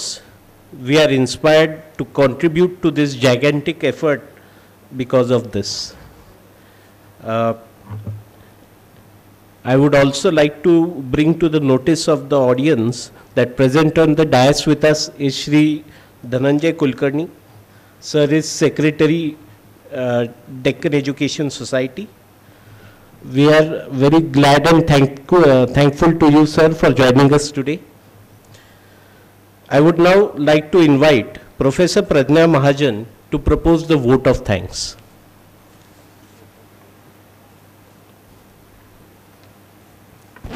Thank you, Dr. Parikshit. It's my immense pleasure to present the vote of thanks. On behalf of Deccan Education Society's IMDR, I would like to thank Honorable Dr. Dhanraj Mane, sir, for giving us time and motivating and inspiring us through his address. It is an encouragement and honor for us at DES IMDR to have the Abhivruddhi volume released at your hands. Thank you so much, sir. As a co-editor of the book, the experience has been a steep learning curve, both in terms of the content and the process of editing and printing. Thanks to all the previous book editors at IMDR who paved the way and made this effort easier for us. I would like to thank Dr. Kunte sir for sharing his profound thoughts and vision and being with us throughout the journey of editing the book from conceptualization to the publication. Thank you, Athavle sir, for always encouraging and supporting us in all our endeavors. I also thank Shri Dhananjay Kulkarni sir and Shri Jagdish Kadam sir for supporting us. I thank the authors for their contribution of insightful perspectives through their articles, also their time, patience and trust in IMDR. Thank you, Shikha ma'am, for the encouragement, trust and positive pressure without which we would not have reached the finish line. Thank you, Dr. Parikshit, for being the co-editor, and Dr. Shruti Nagar for her unconditional help and insights. Thank you all the faculty and non-teaching staff colleagues for their intellectual, technical and operational support as always. I thank the entire DES office team, student organizing team, the patient audience, and last but not the least, I thank God, without whose blessings we would not have been able to see through this entire journey. Ladies and gentlemen, we come to the end of today's program. To conclude the program, we will have a resonating rendition by IMDR students of the Vande Mataram song. The composition is contemporary, but the emotions are same, those of national pride and patriotism. With a blend of new and the old, we march towards our progress. Jai Hind, thank you.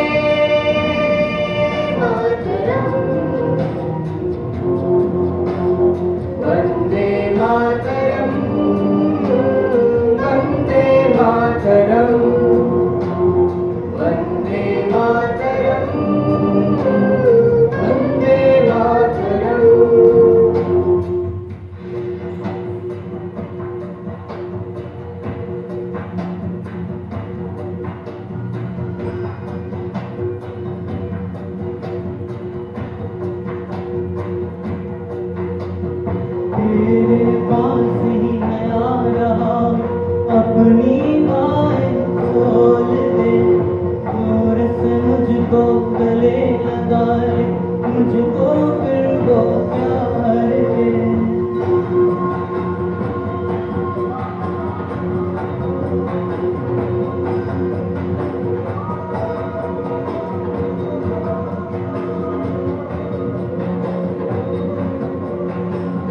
तू ही जिंदगी है, तू ही मेरी मोहब्बत है, तेरे ही पैरों में जन्नत है। तू दिल तू जान माँ तुझे सलाम, माँ तुझे सलाम, माँ तुझे सलाम, माँ तुझे सलाम। वंदे मातरम, वंदे मातरम, वंदे मातरम,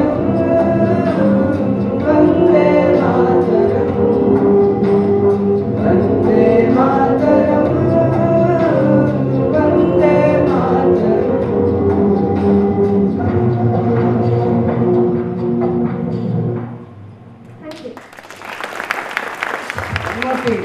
भारत माता की, भारत माता की।